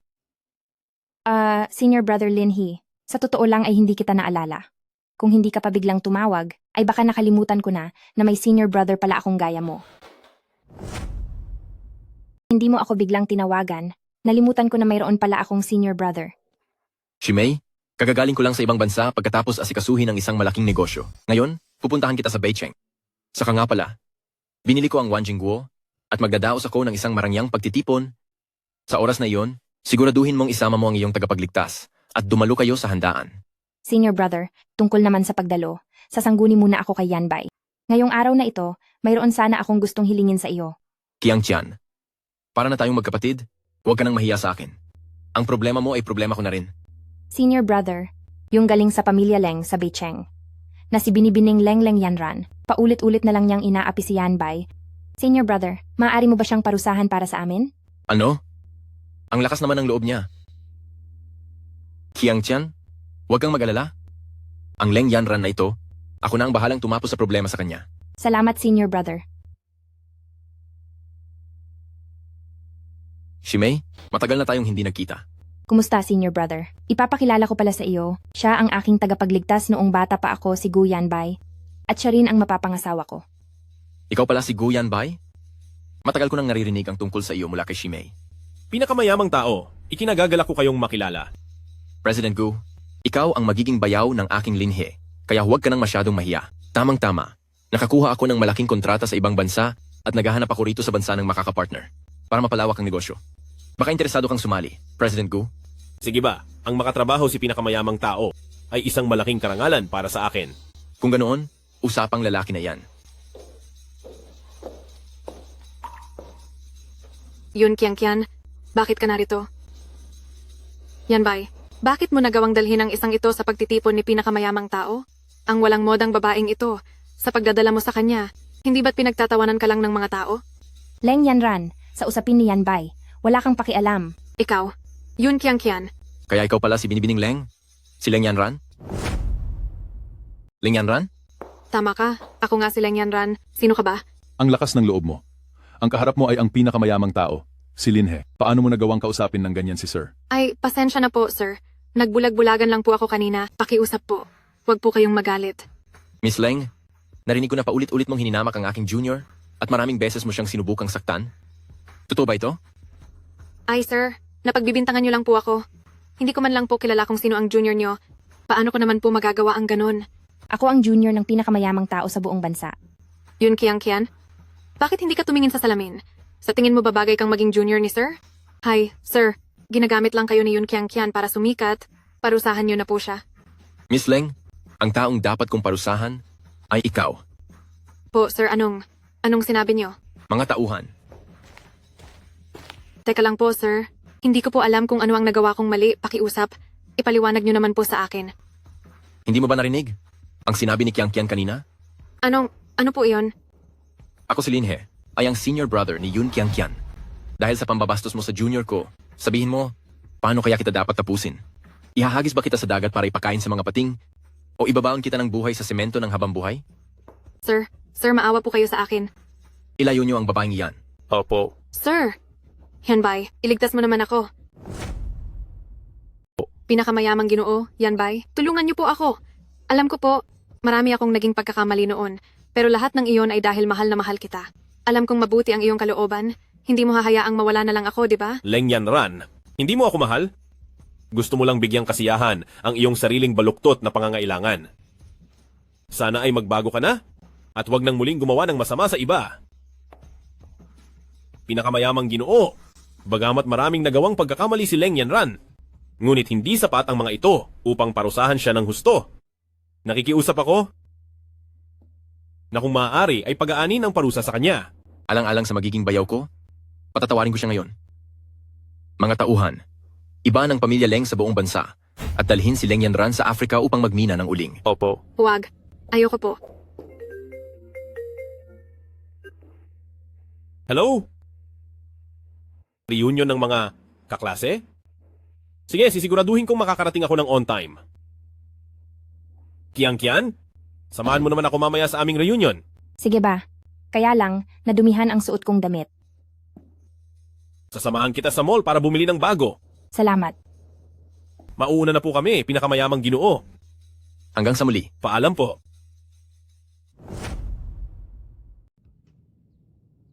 Kian, dito sa mall na ito, pupunta lang muna ako sa banyo at hintayin mo ako sa loob. Sige.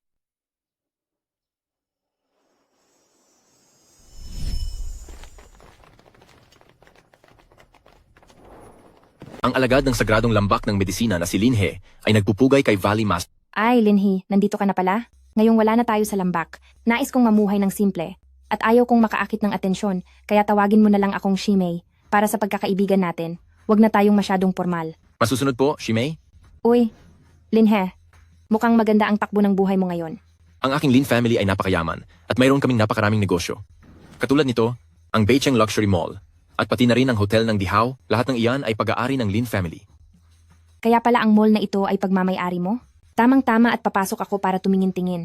May maimumungkahi ka ba? Ibibigay ko siyempre ang pinakamaganda para sa iyo, Shimei. Sinabihan ko na ang tauhan sa tindahan na ibigay ang pinakaimportanteng alahas, ang top-tier rhinestone dream dress, bilang regalo para sa iyo. Tandaan, pati na rin ito. Ito ay mula sa aming Beicheng Lin family, ang unlimited black card. Kung may kailangan pa kayo, Shimei, sabihin niyo lang sa akin. Maraming salamat, senior brother. Papasok na ako sa loob para mag-ikot. Maari ka nang mauna. Opo, Shimei. Si Junior. Itigil niyo muna ang ginagawa niyo. Ang big boss ng mall na ito ay nagbigay ng utos. Sinabing ilabas ang pinakamahalagang koleksyon ng shop, ang top-tier rhinestone dress, dahil may VIP na darating para kunin ito mamaya. Pumunta ka sa bodega at kunin ang top-tier rhinestone dress, habang ako naman ang sasalubong sa VIP sa pintuan. Opo, ma'am.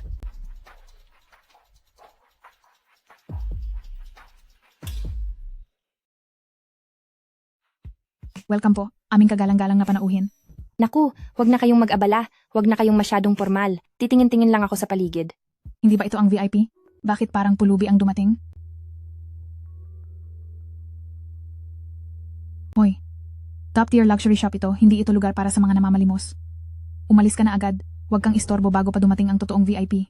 Hindi ako narito para mamalimos. Ako ang sinasabi ninyong VIP. At narito ako para kunin ang top-tier rhinestone dress.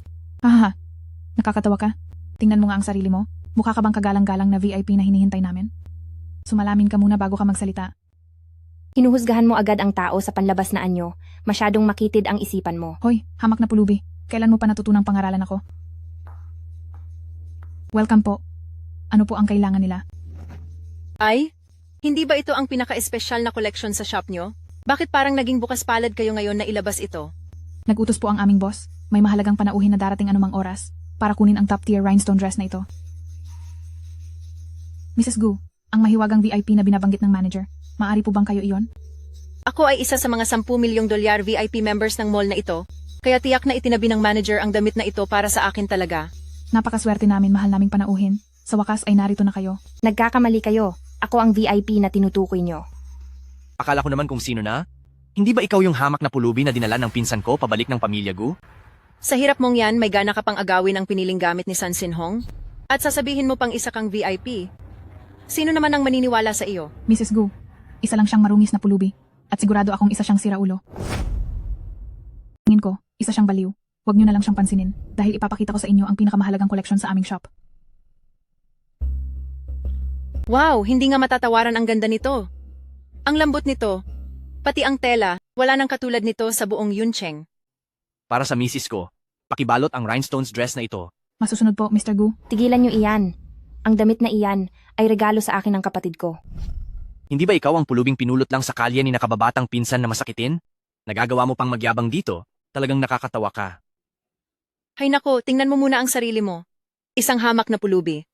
Pumasok pa sa isang luxury store. Ang mga gamit dito, kaya mo bang bayaran? Sino ang nagsabing hindi ko kaya? Marami akong pera. Munting pulubi, ngayon lang ako nakakita ng ganyang klaseng bank card. Siguro, peking card lang iyan na ginagamit mo para manloko, no? Kulang lang ang kaalaman mo. Ang card na ito ay isang tunay na unlimited black card. Peking card ang gagamitin mo para manloko? Hoy, hindi ba ang sabi niya ay isa itong unlimited black card? Sige nga, subukan mo. Kung ang walang kwentang card na iyan ay may laman talagang pera. Opo, Mrs. Gu. Akin na nga iyan.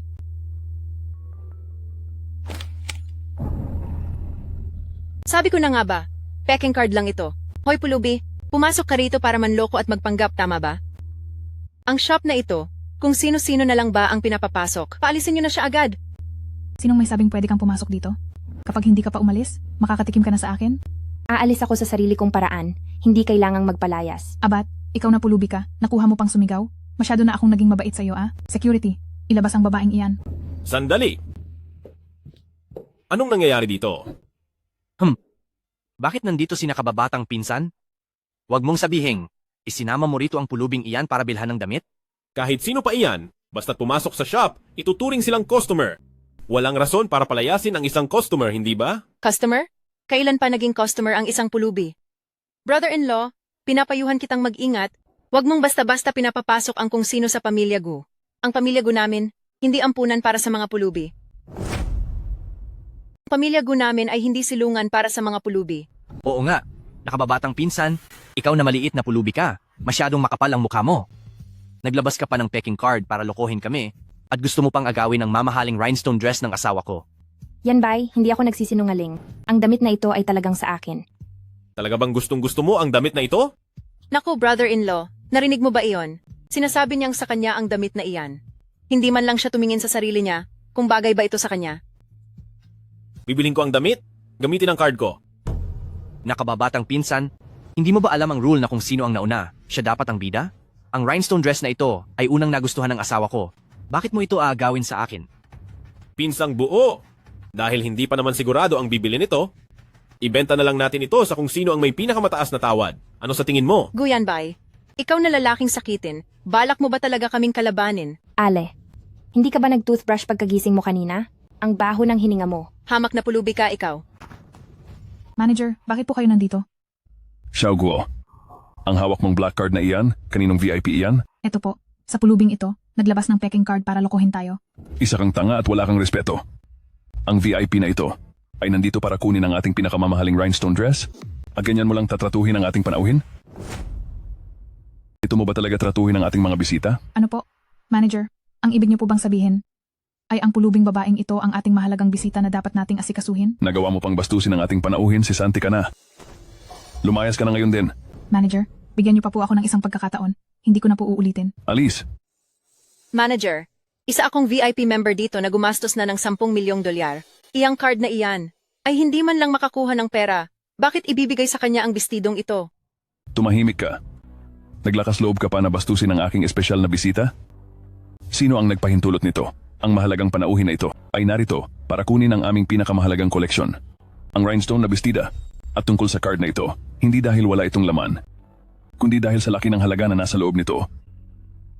Kailangan muna lumagpas ng 200 milyong dolyar bago ito magamit. Ito. Paano ito naging posible? Ang maliit na pulubing ito, paano siya nagkaroon ng ganoon kalaking pera? Manager, hindi ba't parang sumobra ka na sa kwento mo? Baka naman, itong pulubing ito ay ang bata-bata mong kabit at inarkila ka lang niya para magdrama rito? Ang lakas naman ng loob ng dalawang ito. Ang bisitang inaasikaso natin ngayon ay ang taong pinoprotektahan ni Lin family. Hindi ko siya kayang banggain. Hindi ko sila pwedeng kalabanin. Guwardiya, palayasin niyo ang dalawang panggulong ito. Opo, sir. Ipa-blacklist sila sa mall na ito habang buhay.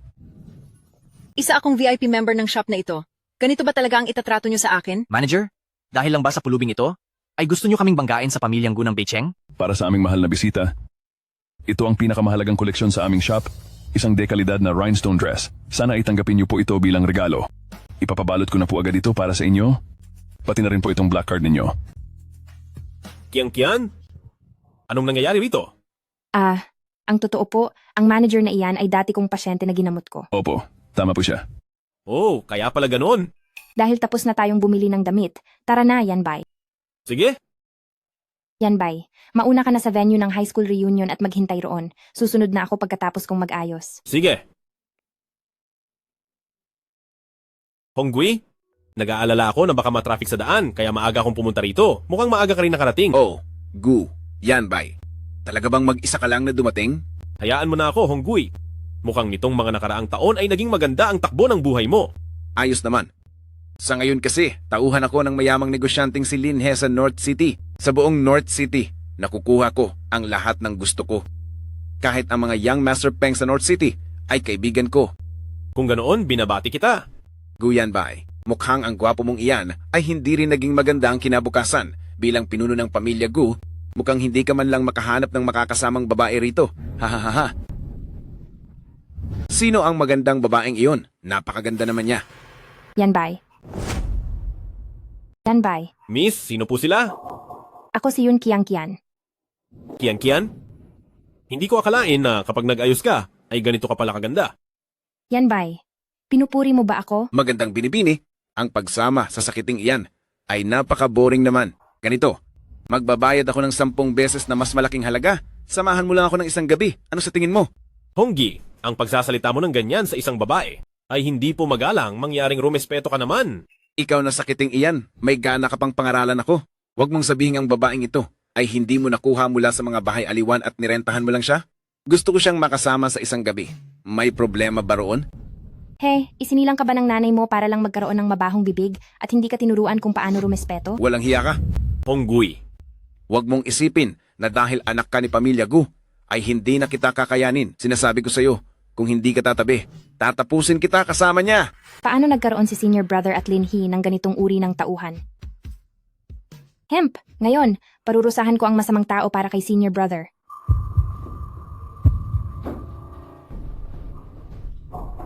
Honggi? Anong nangyari sa iyo? Honggi? Narito na ang lahat. Hongui, anong nangyari sa iyo? Hongui? Hongui, okay ka lang ba? Hongui, gumising ka. Gu Yanbay, napakasama ng loob mo. Pumunta rito si Hongui nang may mabuting intensyon para imbitahan ka sa reunion ng mga kaklase natin, pero sinaktan mo siya ng ganito. Hindi po, bigla na lang bumagsak si Hongui sa sahig. Wala akong kinalaman dito. Maniniwala ba ako sa palusot mo? Tingnan mo ang loob ng kwartong ito, bukod sa inyo, sino pa ba ang nandito? Kung hindi ikaw, siguradong ang babaeng ito ang may gawa nito. Kung ganoon ay siguradong ang babaeng ito iyon. Young Master Peng, huwag kang magbintang ng basta-basta. Ang pangyayaring ito at si Qianqian ay walang anumang koneksyon. Sinasabi mo na walang koneksyon dahil lang sinabi mo? Ano sa tingin mo sa akin, 3 taong gulang na bata? Ano ang nangyayari rito? Hi, Honggui. Ano ang nangyari rito? Hoy, ikaw ang dating teacher ni Guyanbay, di ba? Tingnan mo ang ginawa ng paborito mong estudyante. Nakita ko mismo nang parusahan niya si Honggui ng ganito. Hindi maaari. Noong nag-aaral pa si Yanbay, ay napakabait niya. Paano niya magagawa ang ganitong bagay? Ano itong pinagsasasabi mo? Aling mata mo ba ang nakitang nanakit si Yanbay? Hindi mapagkakatiwalaan ang sinasabi mo, bata. Ikaw at si Guyanbay, magkasabwat kayong dalawa, Guyanbay. Hindi ko akalain kahit mukha kang disente, ay gano'n naman kasama ang loob mo. Sinasabi ko sa'yo, sa lagay na iyan ni Honggi, hindi ka palalagpasin ng pamilya Hong. Sa halip na narito ka at kumakahol na parang asong ulol, bakit hindi mo muna imbestigahan ang katotohanan? Imbestigahan ang katotohanan dahil sa sinabi mong iyan. Ngayon, at hindi gising si Honggi, hahayaan nyo na lang ba na baliktarin ang lahat? Madali lang yan. Gigisingin ko si Honggi para matapos na ito, di ba? Talagang hindi ako naniniwalang magigising mo siya. Kung talagang magigising ko siya. Sige, kung magigising mo nga si Honggi, luluhod ako at tatawagin kitang lola kung kailangan. Iyan ang sinabi mo. Narinig niyo silang lahat. At paano kung hindi mo siya magising? Mula rito, gagapang ka papunta sa pamilya Hong para humingi ng kapatawaran. Young Master Peng, ang hiling mong iyan, hindi ba masyadong kalabisan? Masyado ba? Guyanbay, mabuti pang umamin ka na lang ng maayos. Para sa ganoon, hindi na madamay pa ang babaeng ito. Itikom mo ang mabaho mong bibig, umalis ka.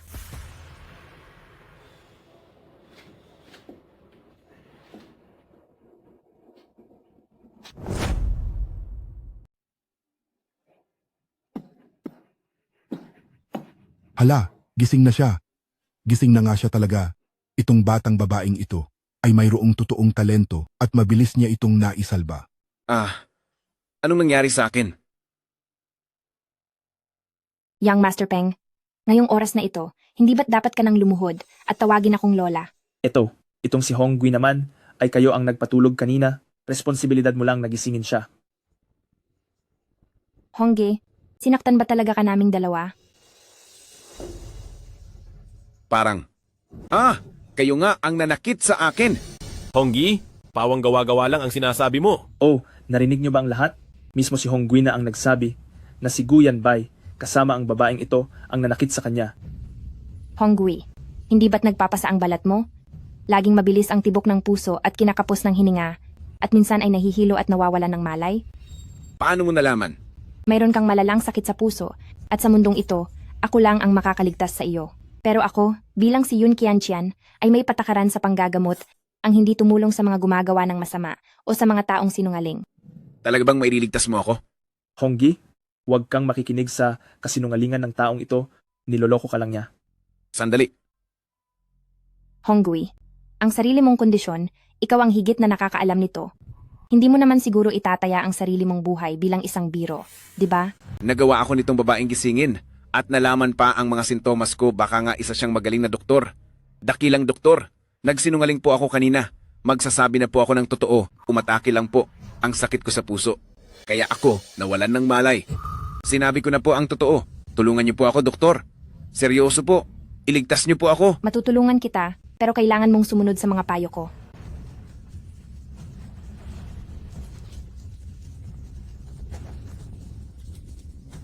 Heto ang reseta para sa iyo. Itong sakit na ito ay nangangailangan ng sapat na pahinga, kailangan mong umalis sa trabaho at pumunta sa isang mapayapang lugar na may magandang kalikasan para makapag-relax. At pagkatapos ay sundin ang payong medikal na ito sa loob ng 6 na buwan, magiging maayos din ang lagay mo. Maraming salamat po, doktor. Maraming salamat. Tungkol naman sa iyo, wala akong pakialam sa apo na katulad mo. Ko kailangan ng apo na katulad mo. Lola, yung kanina po kasi, mabilis lang ang dila ko. Huwag mo na pong dibdibin iyon. Ano? May gagawin pa kasi ako, kaya ituloy niyo lang ang pagkain niyo. Mauna na muna ako. Sandali, mag-usap muna kayo. Aalis na rin ako. Aalis na ako. Huwag muna. Pambihira lang ang pagkakataon na magkasama tayo ngayon. Yan ba'y, ang tagal na nating hindi nagkikita. Kaya mamaya, kailangang mag-usap tayo ng matagal. Opo, teacher. Oh, nagsimula na pala kayong kumain? Sino ka ba? Yang Master Peng, hindi mo na ba ako nakikilala? Ako si Ninglin. Ninglin, nagparetoke ka ba? Pati ba hinaharap? Nagpadagdag ka? Nakakainis ka naman. Bakit kailangang maging masyadong tapat? Bilang isang babae, para sa ganda at hubog ng katawan, hindi biro ang hirap na dinaranas. Kailangang magpahiwa, tapos pupunahin lang ng mga lalaking tulad nyo. Pero teka Ninglin, hindi ba't kinamumuhian mo itong mga dati nating kaklase? Bakit pumunta ka pa ngayon? Huwag mong sabihin. Hanggang ngayon ay hibang ka pa rin kay Guyanbay? Yang Master Peng, huwag kang mag-imbento. Anong mag-imbento? Alam naman ng lahat, noong high school pa tayo, 3 taon kang nagkaroon ng lihim na pagtingin kay Yanbay. Noong nasa high school pa tayo, 3 taon kang nagkaroon ng lihim na pagtingin kay Yanbay.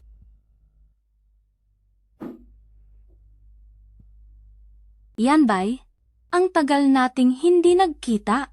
Kamusta, Ninglin? Ang tagal nating hindi nagkita? Ninglin, natatandaan mo pa ba ako? Ako ang naging advisor mo noong high school, si Teacher Zhang. Teacher Zhang, Opo, bakit hindi muna kayo humanap ng mauupuan dahil nagkita-kita na tayo, sabay-sabay na tayong magsaya? sino ka ba? Hindi ka naman namin kaklase noong high school, di ba? Umalis ka dyan. Gusto kong maupo sa pwestong iyan. Oh, Ninglin. Ipapakilala kita. Siya ay si Yun Kiang-Kia. Yun Kian? Ano ang ugnayan niyo ni Yanbay? Bakit kanya isinama rito sa reunion ng magkakaklase? Hindi ko sasabihin sa'yo. Hoy, ikaw! Ano ang sinabi mo? Ninglin, ano? Bakante pa ang upuan sa tabi ko. Baka gusto mong dito muna maupo.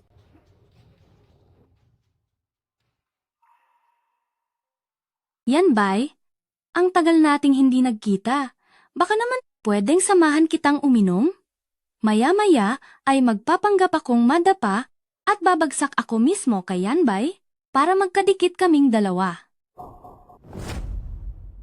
Napalapit ako sa kanya ng husto.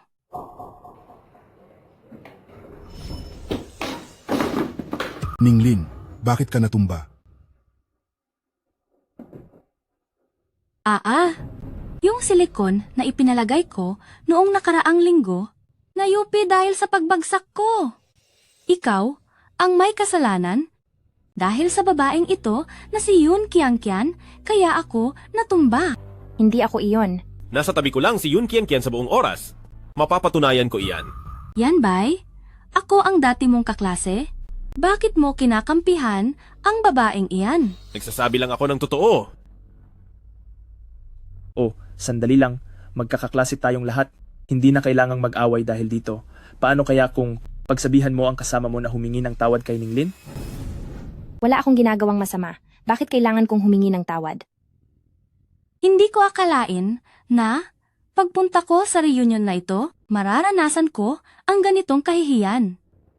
Ano bang ginawa kong mali para sa inyo ni Ninglin para apihin niyo ako ng ganito? Ninglin naman, huwag ka na sanang umiyak. Yanbay, kaklase mo rin naman si Ninglin noong high school. Kita mo namang umiiyak siya ng sobra, suyuin mo na siya. Teacher Zhang, ako. Yanbay, tingnan mo. Ang lalana ng iyak ni Ninglin.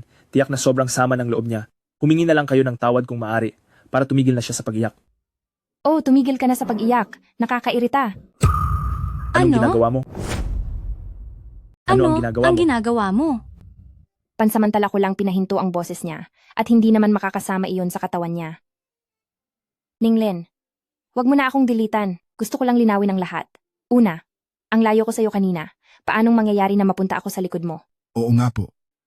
Galing sa kaliwa si Ninglin kanina at ang binibining ito na si Yun Kiang-Kian ay nakatayo sa kanan ni Yanbay. Ibig sabihin, Pangalawa, nagpahid ka ng whitening powder sa buong katawan mo ngayong araw at kung itinulak man kita, siguradong may mababakas sa mga kamay ko. Tignan nyo, mayroon ba sa mga kamay ko? At saka, naka-flat shoes ka lang naman ngayon, tapos nakatayo ka pa sa carpet, kaya paano ka matutumba niyan? Ganoon ba? Ipaliwanag mo iyan. Kaya naman pala, mukhang si Ninglin ay nagseselos, kaya sinasadya niyang pahiyain ang kasama ni Yanbay. Ako? Kailangan kong tumawag sa doktor para sa operasyon sa katawan? Mauuna na ako. Sige po, sige. Maupo na tayong lahat. Masyado kang mapagmasid sa detalye. Pati ang maliliit na bagay ay nakita mo. Lolo, narito na po ako. O, alam pa pala ng bayaw ko kung paano bumalik. Nakababatang pinsan, abala kaming lahat sa paghahanda para sa ika-80 kaarawan ni Lolo, tapos ikaw na tagapagmana ng pamilya Gu, hindi mo man lang matulungan si Lolo? Bagkus ay may gana ka pang pumunta sa kung anong reunion ng mga kaklase mo noong high school. Ang ika-80 kaarawan ni Lolo? Noong mga nakaraang taon, hindi ba't sa lumang mansyon ng pamilya Gu ito ginagawa? Hay, ngayong taon, ibinalita ko na sa lahat. Naidadaos ko sa hotel ng Dihaw. Ang ika-80 kaarawan ko, pero hanggang ngayon, hindi pa rin ako makapag-book sa hotel ng Dihaw. Hotel ng Dihaw? Hindi ba pagmamayari yan ni Senior Brother Linhe? Ang hotel ng Dihaw ang pinakamarangyang lugar sa Beijing? Karaniwan ay ang mga tanyag at malalaking tao lamang ang nakakapag-reserve sa hotel ng Dihaw. Kailangan mo pa ba talagang sabihin yan? Bakit sa tingin mo ba hindi namin alam yan? Hay, nasabi ko na sa lahat ang plano. Kapag hindi tayo nakapag-book sa hotel ng Dihaw, siguradong pagchitsismisan ako ng mga tao at mawawalan ako ng mukha sa kanila. Nakababatang pinsan, ikaw ang tagapagmana ng pamilya Gu. Ang mga bagay tulad ng pag-reserve sa hotel, dapat ay ikaw ang gumagawa para mabawasan ang iniisip ni Lolo. Pero sa hotel ng Dihaw, karaniwan ay kailangang mag-book ng 3 buwan ng maaga. Tagapagmana ka ng pamilya Gu. Ganito ka ba talaga kawalang kwenta na kahit hotel ay hindi mo man lang mabook? Kahit ang hotel ay hindi niya magawang i-reserve. Tama ka, nakababatang pinsan. Hindi naman sa sinisiraan kita bilang pinsan, pero ang isang katulad mo ay wala talagang silbi. Hemp, sa madaling salita, ang ibig niyong sabihin ay may silbi kayong dalawa? Sino ka ba? Ay, ikaw pala yung pinulot ni Guyan Bay na pulubi, di ba? Ang pulubi ay pulubi pa rin. Huwag mong isipin na dahil lang suot mo yung bestido, ay magmumukha ka ng mayamang dalaga. Oo nga. Sa bagay, nakababatang pinsan, para makabili ka? Para sa babaeng pulubing to? Nang ganito kamahal na bestido? Mukhang talagang bukas palad ka ha? Lolo, kung nagawang makuha ni nakababatang pinsan ang pinakamahal na gamit sa mall sa North City at makuha ito, ang pag-reserve sa Dihaw Hotel, ay siguradong napakadali lang para sa kanya. Yan bay, maraming nakatatanda sa ating pamilya Gu. Ang malaki ang tiwala sa iyo. Ang pag-reserve sa hotel, ipapaubaya ko sa iyo, walang problema, di ba? Lolo, ako! Nakababatang pinsan, alam ng lahat na mahusay ka, kaya huwag mong bibiguin si Lolo sa inaasahan niya sa iyo. Oo nga, Guyan Bay. Kung hindi mo man lang kayang mag-reserve sa hotel, huwag ka na lang maging tagapagmana ng pamilya Gu. Magpahinga ka na lang muna at umuwi para magpagaling. Pag-reserve lang naman ng hotel, di ba? Napakadali lang yan. Siguradong kayang-kaya iyan ni Yan Bay. Kiang. Ha, mabuti. Nakababatang pinsan?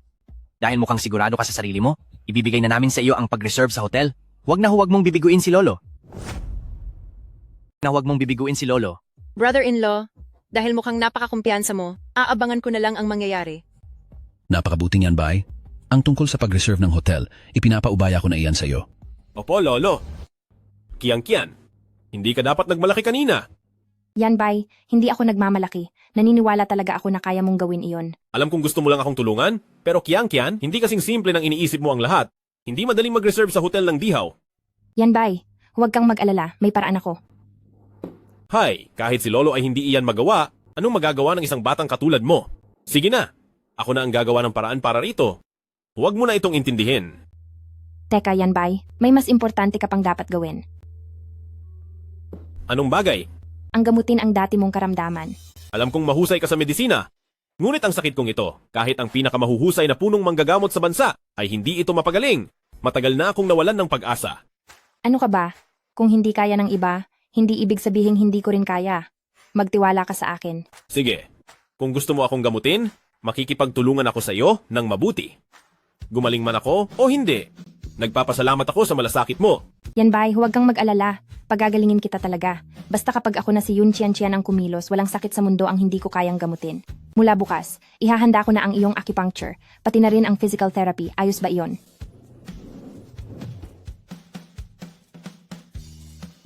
Hello, Senior Brother Linhe. Pagmamay-ari mo ba ang hotel ng Dihaw?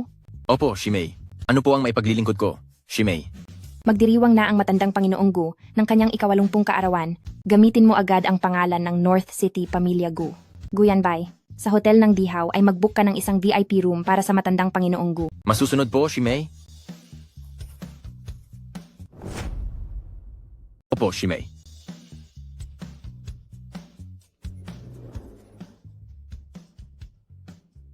Ha ha ha ha ha, kakaw lang tumawag ni Hotel ng Dihaw. Sabi niya na ayos na raw nila ang kwarto para sa ating salusalo. Ha ha ha ha ha. Yan bay, magaling ang ginawa mo.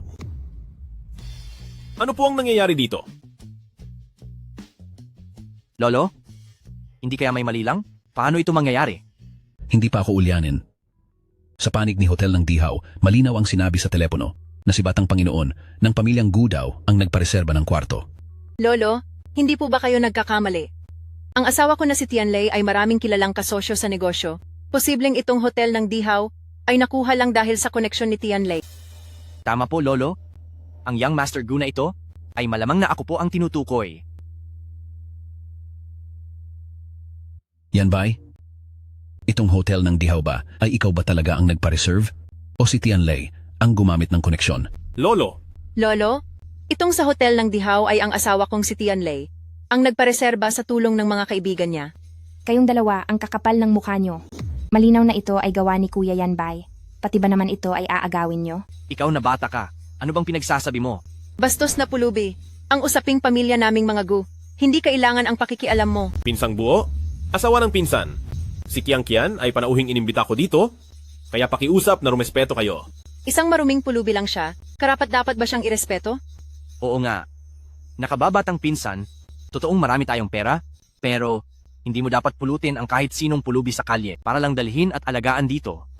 Yan bay, sino ba ang babaeng ito? Lolo, siya po si Yun Kian. Kuya Yanbay. Kumusta po, matandang Panginoong Gu? Ako po si Yun Kian at ako ang pribadong doktor ni Kuya Yanbay. Isa palang manggagamot. Naku, Lolo. Huwag po kayong maniniwala sa mga kasinungalingan niya. Ang totoo, pulubi lang siya sa kalye. Tama, Lolo?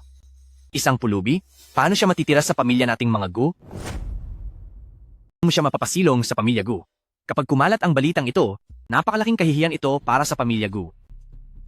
Lolo, ang kakayahan ni Kian sa medisina ay talagang kahanga-hanga dahil sa paggamot niya sa akin sa nakaraang 2 araw, pakiramdam ko ay bumuti na ang katawan ko.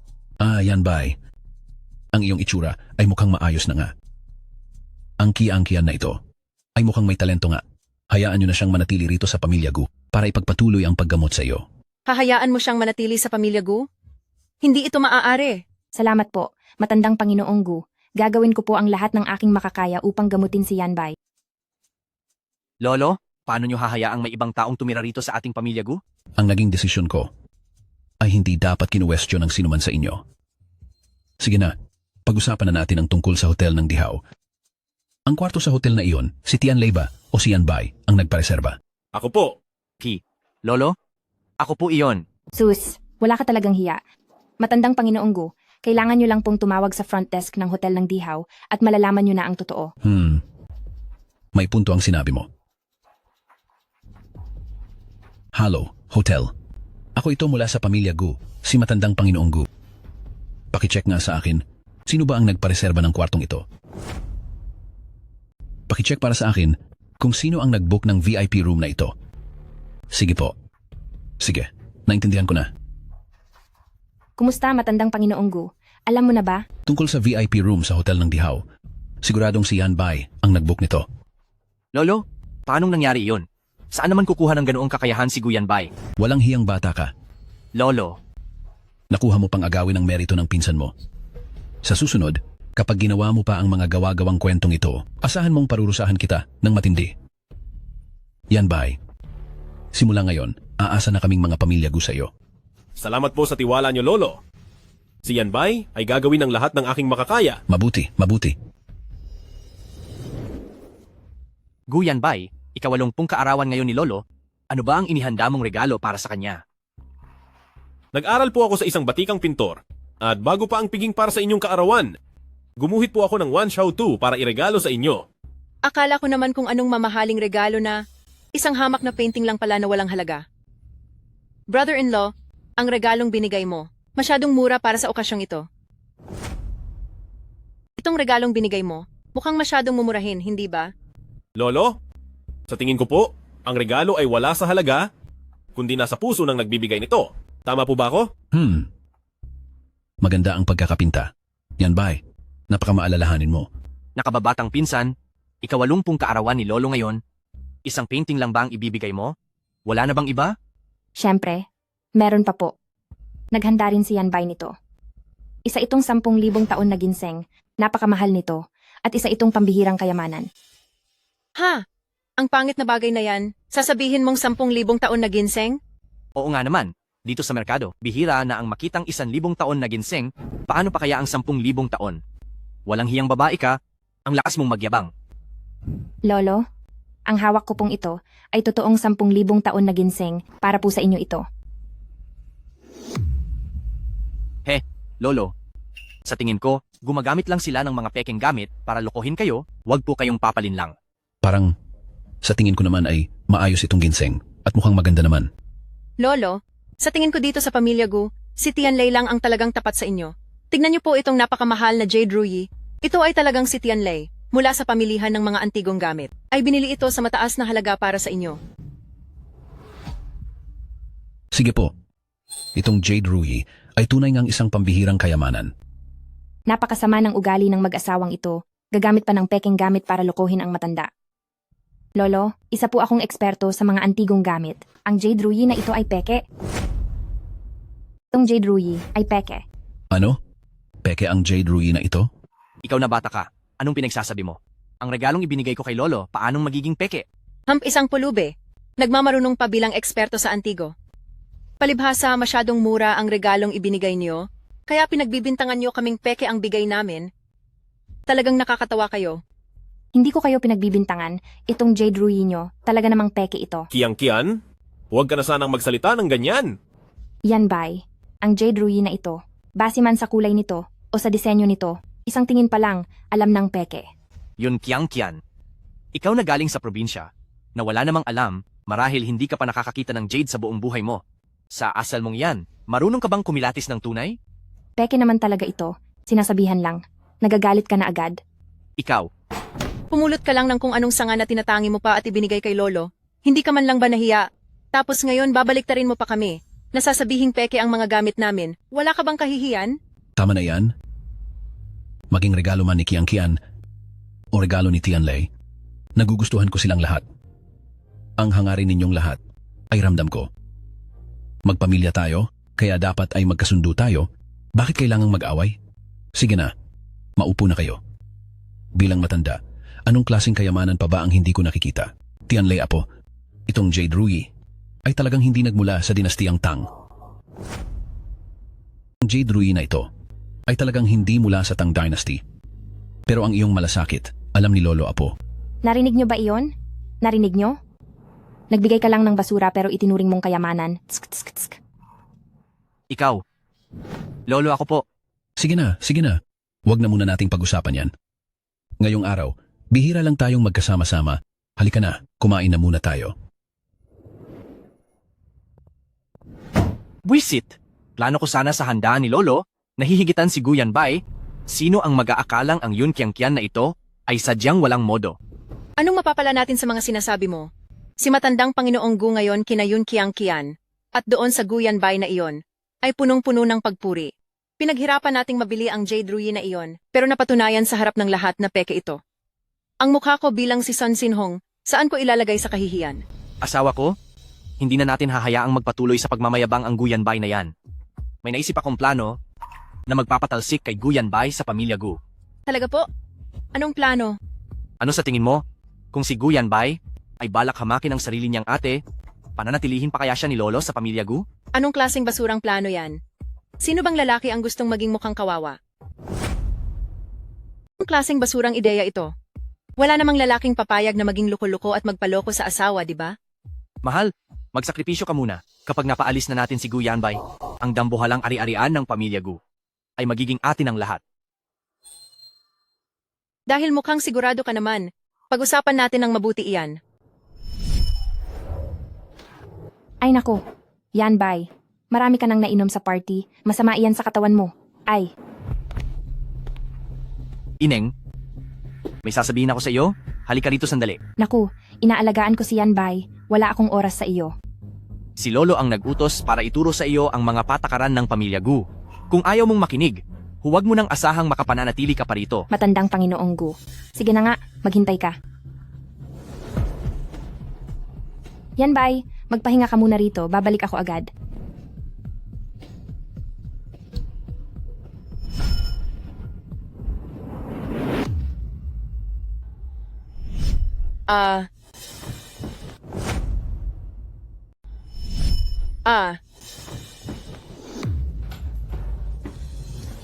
Yanbay, anong ginagawa mo rito? Gu Yanbay, anong ginawa mo sa asawa ko?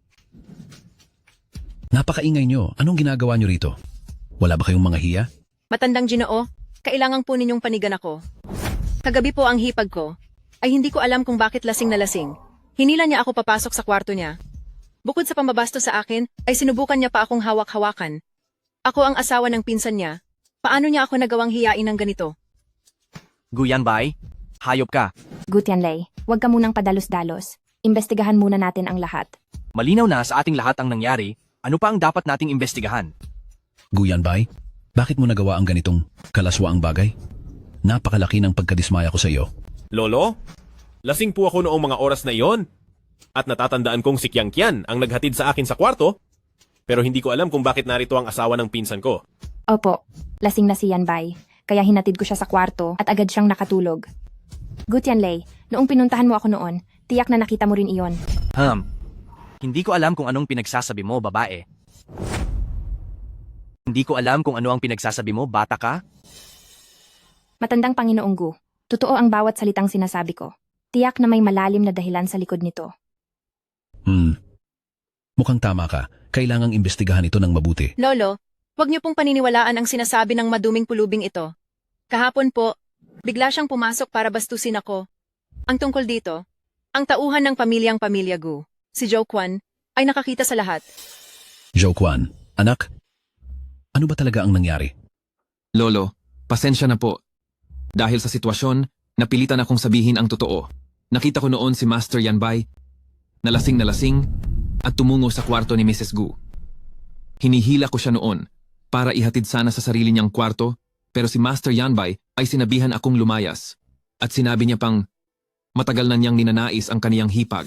Nagsisinungaling ka. Walang ganun na nangyari. Lolo, siguradong wala pong ganung pangyayari. Lolo, itong si Gu Yanbay ay sobrang walang galang at mapangahas. Pakiusap po, kailangan niyo po akong ipagtanggol. Gu Yanbay, mayroon ng mga saksi sa paligid. May idadahilan ka pa ba? Lolo, itong walang hiyang si Gu Yanbay ay talagang sumisira sa dangal ng pamilyang Pamilya Gu. Nakikiusap ako na siya ay paalisin na sa pamilya. Kiusap, hinihiling ko po sa inyo na alisin siya sa pamilya. Gu Yanbay, nagawa mo talagang gumawa ng ganoong kawalang galang na bagay. Hindi ka karapat-dapat na maging apo ng pamilyang Gu. Sa araw na ito, tatanggalin ko ang pangalan mo sa ating angkan. Itatapon kita palayo ng North City at simula ngayon, hindi mo na gagamitin ang apelidong Gu. Sandali lang. Zhou Quan, kapag hindi ka pa nagsabi ng totoo, masisira ang sirkulasyon ng iyong enerhiya at mawawala ka na sa mundong ito dahil sa labis na sakit. Batang Master Tianlei, ginawa ko lang po ang lahat.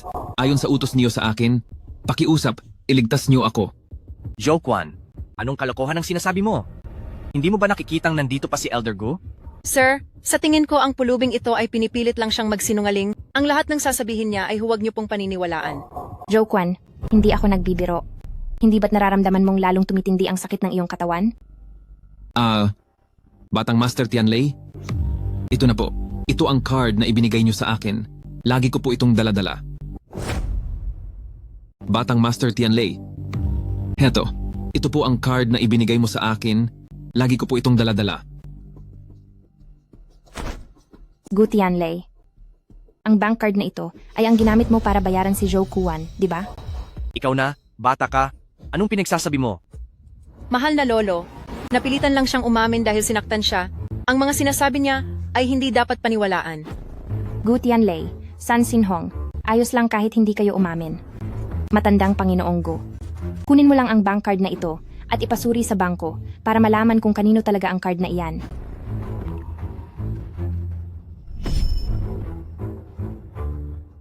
Walang hiya ka. Magsabi ka ng totoo sa akin. Mahal na lolo, wala po akong balak na lokohin kayo. Pero, siya, si Batang Master Tianlei, binigyan ako ni Batang Master Tianlei ng pera para gawin ito. Ang lahat ng nangyari ngayong araw ay kagagawan ni Mrs. Gu. Gawa-gawa lang lahat ni Mrs. Gu ang palabas na ito. Si Mrs. Gu ang may gawa ng lahat. Gawa-gawa lang lahat ni Mrs. Gu. Talaga bang nangyari iyan? Lolo, huwag po kayong maniniwala sa kanya. Lapastangan. Tingin mo ba ay ulyanin na ako? Gusto mo bang paimbestigahan ko ang pinagmulan ng card na ito? Mahal na Ginoo, siya lang po ang nagplano ng lahat ng ito. Wala po kaming kinalaman dito. Mrs. Gu, huwag mo namang ibunton sa akin ang lahat ng kasalanan. Mrs. Gu. Sun Shinhong, dahil ba hindi nagagalit ang isang tao, ay ituturing mo na siyang tanga? Tama na. Dito sa ating pamilya Gu, paanong nagkaroon ng mga bastos na katulad nyo? Mga tauhan, kunin nyo ang taksil na Jokuan na ito at ilabas siya, paalisin siya sa Beicheng. Huwag po. Lolo, mahal na Ginoo. At para sa iyo, na isang suwail na apo. Isama mo ang asawa mo. Pumunta kayo sa Ancestral Hall ng Pamilya Gu para lumuhod at pagsisihan ang inyong ginawa. At kapag naliwanagan na kayo, saka lamang kayo pwedeng lumabas. Pag nalinawan ka na, doon ka lang lumabas. Lolo, Umalis ka na dito. Iho, ngayong araw, muntik na kitang itaboy. Mula sa Beicheng. Ang tungkol sa bagay na ito, pasensya na kung naging mahirap ito para sa iyo. Ayos lang po, Lolo. Basta alam niyo po na wala akong kasalanan. Yan bay, dati ay sakitin ang iyong katawan. Bakit ka pumunta sa business party para uminom at makipag-usap? Lolo, salamat kay Kiangkian sa pag-aalaga sa akin. Wala na po ang dati kong karamdaman. Ayos na po ang aking pangangatawan. Dahil maayos na ang iyong pakiramdam. Dapat ka nang humalili ng maaga bilang pinuno ng pamilyang Gu. Sige po, gagawin ko ang lahat ng aking makakaya para ang Gu Clan Industries ay mapalago at magtagumpay. Mabuti, mabuti. Talagang maasahan ka, yan bay. Kainis, pinilit tayo ni matandang Panginoong Gu na lumuhod doon sa Ancestral Hall ng Pamilya Gu. Nang loob ng isang buwan, puro matabang na sopas lang ang kinakain natin araw-araw. Tignan mo, pumayat tuloy ako ng sobra. wife, hinaan mo lang ang boses mo, baka may makarinig sa atin. Ano naman kung may makarinig? Kang maingay, baka may makarinig sa atin. Ano naman kung may makarinig sa atin? Gu Tianlei, kung hindi dahil sa kawalan mo ng pakinabang, hindi sana ako nagtitiis at nagdurusa kasama ka. Mahal, ilang beses ko nang sinubukang tapusin si Gu Yanbai, pero lagi na lang siyang nakakatakas. Ngunit sa pagkakataong ito, siguradong uubusin ko na sila. Ilang daang beses mo na yang sinabi, pero wala ka namang kahit isang tagumpay. Malapit nang makuha ni Gu Yanbai ang posisyon ng tagapagmana sa Pamilya Gu, at pagkatapos nito, mapupunta na sa kanya ang lahat sa Pamilya Gu. Asawa ko, tingnan mo kung ano ito. Pinaghirapan ko ng husto para lang makuha ang lason na ito. Wala itong kulay at wala ring amoy. Humanap ka ng dahilan na imbitahan si Gu Yanbai sa club ko, at pagkatapos ay siguradong mapapainom natin sa kanya ang lasong ito. Ang munting pulubing kasama ni Gu Yanbai, marunong yun sa medisina. Baka malaman niya ang plano. Ang babaeng yun, ikaw na ang bahala sa kanya. Sa pagkakataong ito, siguradong sabay-sabay natin silang papatumbahin lahat. Nakababatang pinsan. Pinsang buo. Maaga kang umalis may business transaction ka ba? Opo, pinsang buo. Nakababatang pinsan, balita ko ay balak na ni Lolo na ibigay sa iyo ang pamamahala sa Pamilya Gu. Congratulations po. Nabalitaan ko na balak na ni Lolo na ibigay sa iyo ang posisyon bilang pinuno ng Pamilya Gu. Congrats Salamat sa iyo, pinsang buo. Yan bay, tunay tayong magpinsan, bakit parang ang layo mo pa rin sa akin? Oh, alam ko, noong nakaraang mga araw, sobra ang mga nagawa ko bilang si pinsang buo. Noong nakaluhod ako sa Ancestral Hall ng Pamilya Gu, napagtanto ko na ang lahat ng iyon. Nakababatang pinsan, hindi mo ba talaga ako mapapatawad? Pinsang buo, wag na nating pag-usapan ng nakaraan. Hindi na kita sisisihin. Sige, dahil dyan, bilang tanda ng paghingi ko ng tawad, sa aking pribadong Kairowi Clubhouse, maghahanda ako ng handaan para sa iyo. Dapat kang pumunta. Pinsang buo, hindi na kailangan. Talagang hindi na kailangan. Hay, kasasabi mo lang na hindi mo ako sinisisi. Bakit pati simpleng handaan, ayaw mong paunlakan? Sige na nga, pinsang buo. Pupunta na ako. Haha, tama yan. Yan ang mabuting kapatid ko na si Gu Tianlei. Mauna na ako. Teka, Jiangqian. Lalabas lang ako para makipagkita kay pinsang buo. Hindi mo na kailangang sumama. Yanbai, Pakiramdam ko ay si Gu Tianlei ay may masamang balak. Ipapatawag ka niya rito, siguradong may pinaplano siyang hindi maganda. Mabuti pang huwag ka na lang pumunta. Taramdaman ko na si Gu Tianlei ay may masamang balak. Pinapunta ka niya rito, siguradong may pinaplano na naman siyang masama, kaya mas mabuting huwag ka na lang tumuloy. Si Gu Tianlei ay pinsan ko pa rin po. At simula nung nawala ang mga magulang ko, ang mga kamag-anak ko sa mundong ito ay kakaunti na lang. Kung maari sana, gusto ko silang makasundo ng maayos. Hi, Yan Bai, napakabait mo talaga. Pero hindi ganoon ang iniisip ng ibang tao. Sana ay magbago na siya.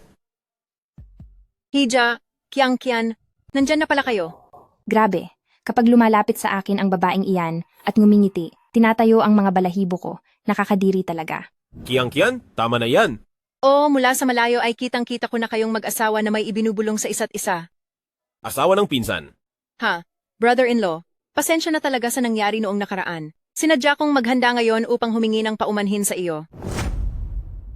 Sadyang naghanda ako ng piging ngayong araw para humingi ng paumanhin sa iyo. Hipag. Iisa naman tayong pamilya. Ano ba ang hindi natin mapagkakasunduan? Mabuti naman at ganyan ang iniisip mo. O nga pala, batang Kian, may regalo ako para sa iyo. Sumama ka sa akin at kunin natin iyon. Huwag na po. Hay naku, batang Kian, pinatawad na kami ng aking bayaw. Hindi ba't nagtatanim ka pa rin ng sama ng loob sa amin? Hipag? Ganito na lang po. Sasama ako kay Kian para kunin iyon. Ano? Bayaw. Ang ireregalo ko ay mga personal na gamit na para lang sa mga babae, hindi nararapat na makita mo. Nandoon pa ang pinsan mo sa private room, pumunta ka muna roon at makipagkita sa kanya. Ang babaeng ito, pinapapunta ako ng mag-isa. Ano ba talaga ang balak niya? Tingnan natin kung ano ang pakay niya. Yan Bai, sasahan ko na lang si Sunsin. Mrs. Gu para kunin ang regalo o sige ba? Grabe, anong klase kayang regalo ito at kailangan pa nating pumunta sa loob ng kwarto? Aray! Sun Shinhong, anong ginagawa mo? Walang hiya kang pulubi. Ito ang malaking regalong ibibigay ko sa iyo. Manatili ka rito at magdusa, HMP. Napakasalbahe mo. Ang dumi mong Nakakainis. maglaro. Nako, plano nilang balikan si Kuya Yan Bai.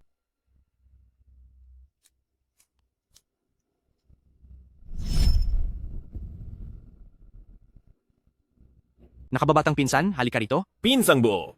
Upo ka, upo. Nakababatang pinsan, tungkol sa mga maling nagawa ko noon, humihingi ako ng tawad sa iyo. Kung mapapatawad mo ako, inumin mo itong alak na to. Mula ngayon, magkapatid na ang turingan natin. Pinsang buo. Magkapamilya pa rin naman tayo, kaya paano kita magagawang kamuhian? Itong basong ito, uubusin ko para sa iyo. Hahaha. Nakababatang pinsan, ang baso na iyan ay sadyang inihanda ko. Para sa iyong pagalis.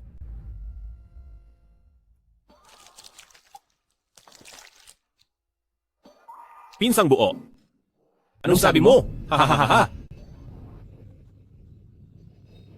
Hahanapin ko pa si Kian, mauuna na ako.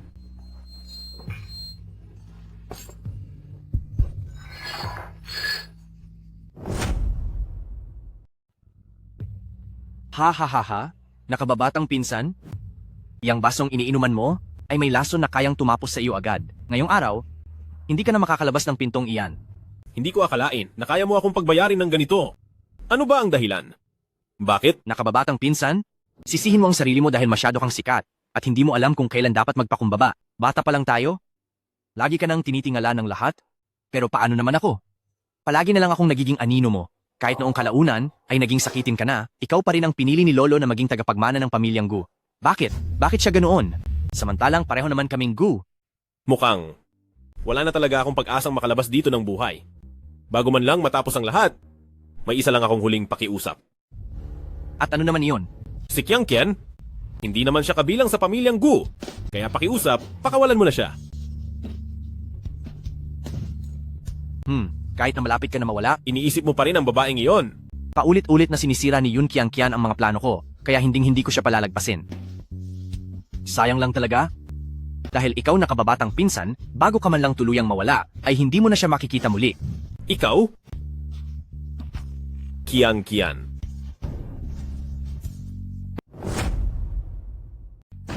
Yan Bai, nandito na ako, nandito na si Kian. Kian, hindi ba ako nananaginip? Bago ako mawala, ay nakita pa kita ulit. Yanbay. Pasensya na, mali ako, hindi kita nagawang protektahan. Kinamahalin din ako ng langit para hayaan akong makita kang muli. May mga gusto akong sabihin sa'yo kapag hindi ko pa sinabi? Yanbay. Sige lang, nakikinig ako. Kiang. Salamat dahil palagi kang nasa tabi ko. Yanbay, ano bang pinagsasasabi mo? Ang makilala ka ay ang pinakamagandang bagay sa buhay ni Yun Kiangtian, ang aking pinakamalaking kaligayahan. Yanbay. Ahaha, napakagandang eksena ng madamdaming paghihiwalay. Dahil ganyan nyo kamahal ang isa't isa, mabuti pang mawala na kayong dalawa nang magkasabay ngayong araw. Magpapakita ako ng awa at ililibing ko kayong dalawa ng magkasama. Gutianlay, tao ka ba talaga? Itinuring ka ni Yanbay na pamilya, kaya siya nagtiwala sa iyo ng lubusan, ngunit hindi ko akalain na napakasama mo pala, natatapusin mo ang buhay niya. Hindi ito ang unang pagkakataon na tatapusin ko siya, pero masyado siyang swerte, kaya ilang beses na siyang nakatakas. Ngayon, pinainom siya ng malakas na gamot at siguradong wala na siyang kawala. Ha. Ano? Ibig sabihin, hindi lang ito ang unang pagkakataon na binalak mo siyang parusahan? Mahal, kumusta na ang lakad ng ating plano? Kapag ako ang gumalaw, mangyayari ang lahat ng gusto ko. Hindi tayo nakakasiguro. Si Yun Kiangtian at si Gu Yanbay ay tuso, kailangang maging handa tayo para sa anumang pwedeng mangyari. Huwag kang mag-alala, mahal. Nainom na ni Gu Yanbay ang gamot, wala na siyang magagawa. Napakaganda niyan. Simula ngayon, ang ari-arian ng pamilya Gu ay magiging atin na. Kayong dalawa ay talagang masasamang tao. Kaya nyo pala pinapunta rito si Yanbay, dahil ito ay isang patibong. Ikaw na pulubi ka, hindi ba't ikinulong kita sa silid? Paano ka nakalabas? Hayaan mo na siya. Huwag kang mag-alala, mahal. Kahit pa nakalabas siya sa silid mo, hindi siya makakaalis sa kwartong ito. Anong ibig ninyong sabihin? Gusto nyo ba akong tapusin? Tama ka diyan. Tama ka, Hubby. Dahil nalaman na niya ang plano natin, mas mabuti pang tapusin na rin natin siya. Wife, iyon din ang iniisip ko. Bata ka, sumama ka na sa pinsan ko. Sa tingin nyo ba talaga ay kaya nyo akong talunin? Nasa bingit ka na ng panganib pero ang tapang mo pa rin. Ang kamay ko. Ang mukha ko. Ang mukha ko. Anong karapatan mong sugatan ang mukha ko? Ang kamay ko. Bakit wala na akong maramdaman sa kamay ko? Naputol na ba ito? Kung ang langit ang nagparusa, maaari pa itong mabago, pero kung sarili nyo ang may gawa, wala na kayong ligtas. Buwisit kang bata ka. Anong magagawa mo kahit matalo mo ako? Wala na si Gu Yanbay, kaya sumunod ka na lang sa kanya. May buhay pa si Yanbay.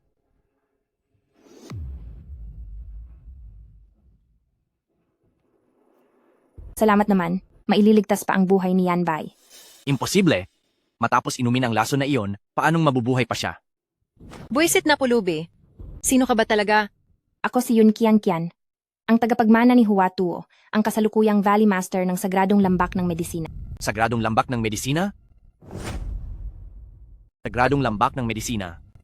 Ayon sa sabi-sabi, ang kapangyarihan ng Sagradong Lambak ng Medisina ay laganap sa buong mundo, at ang lahat ng nagmula sa Sagradong Lambak ng Medisina ay mga kilala at mahahalagang tao.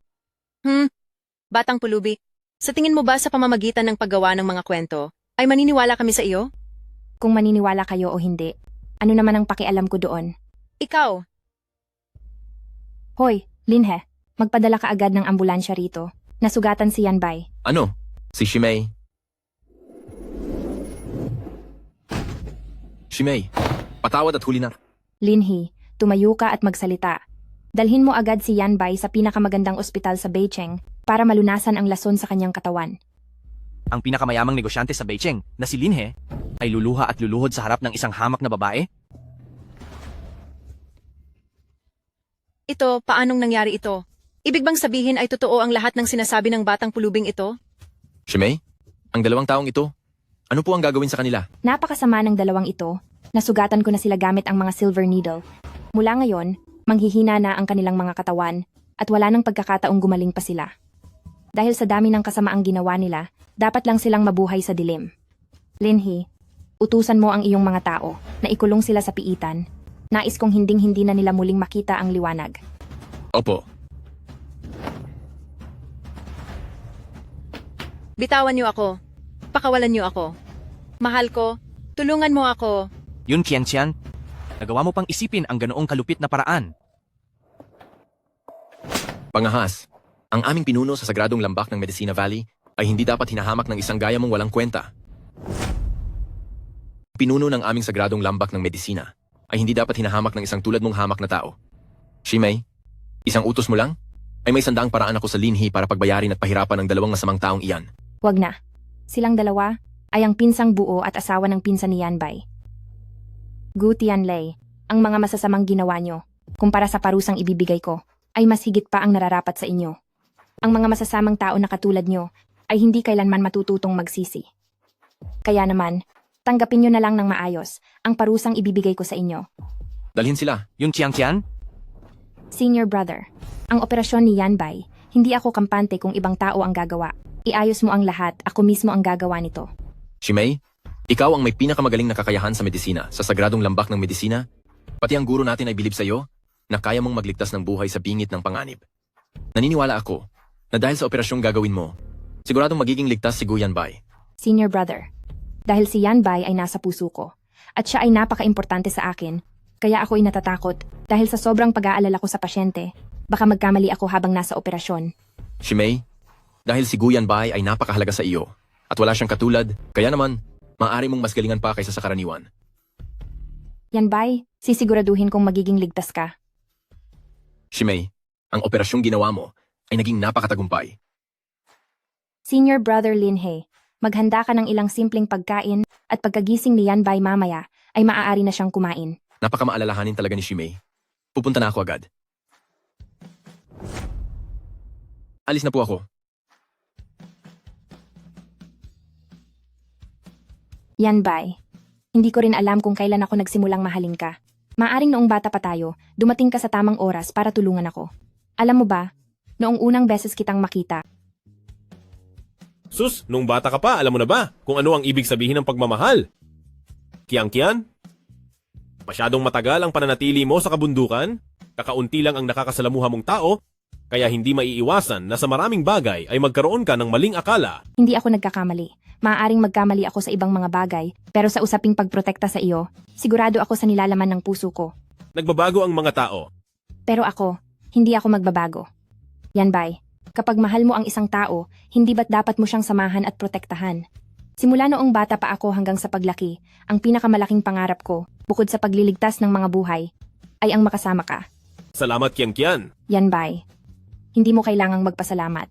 Basta nasa tabi mo lang ako, napakasaya ko na. Kiang-Kian? Ako. Hello? Pupunta na ako agad. Yanbay, anong nangyari? Tumawag ang kumpanya. Sabi nila, ang pinakamalaking investor ng Beicheng na si Feng Chao ay niyaya akong makipagkita sa isang sikat na business club sa Beicheng para pag-usapan ang aming pagtutulungan. Kung ganoon, sasama ako sa iyo. Sige, mabuti iyan.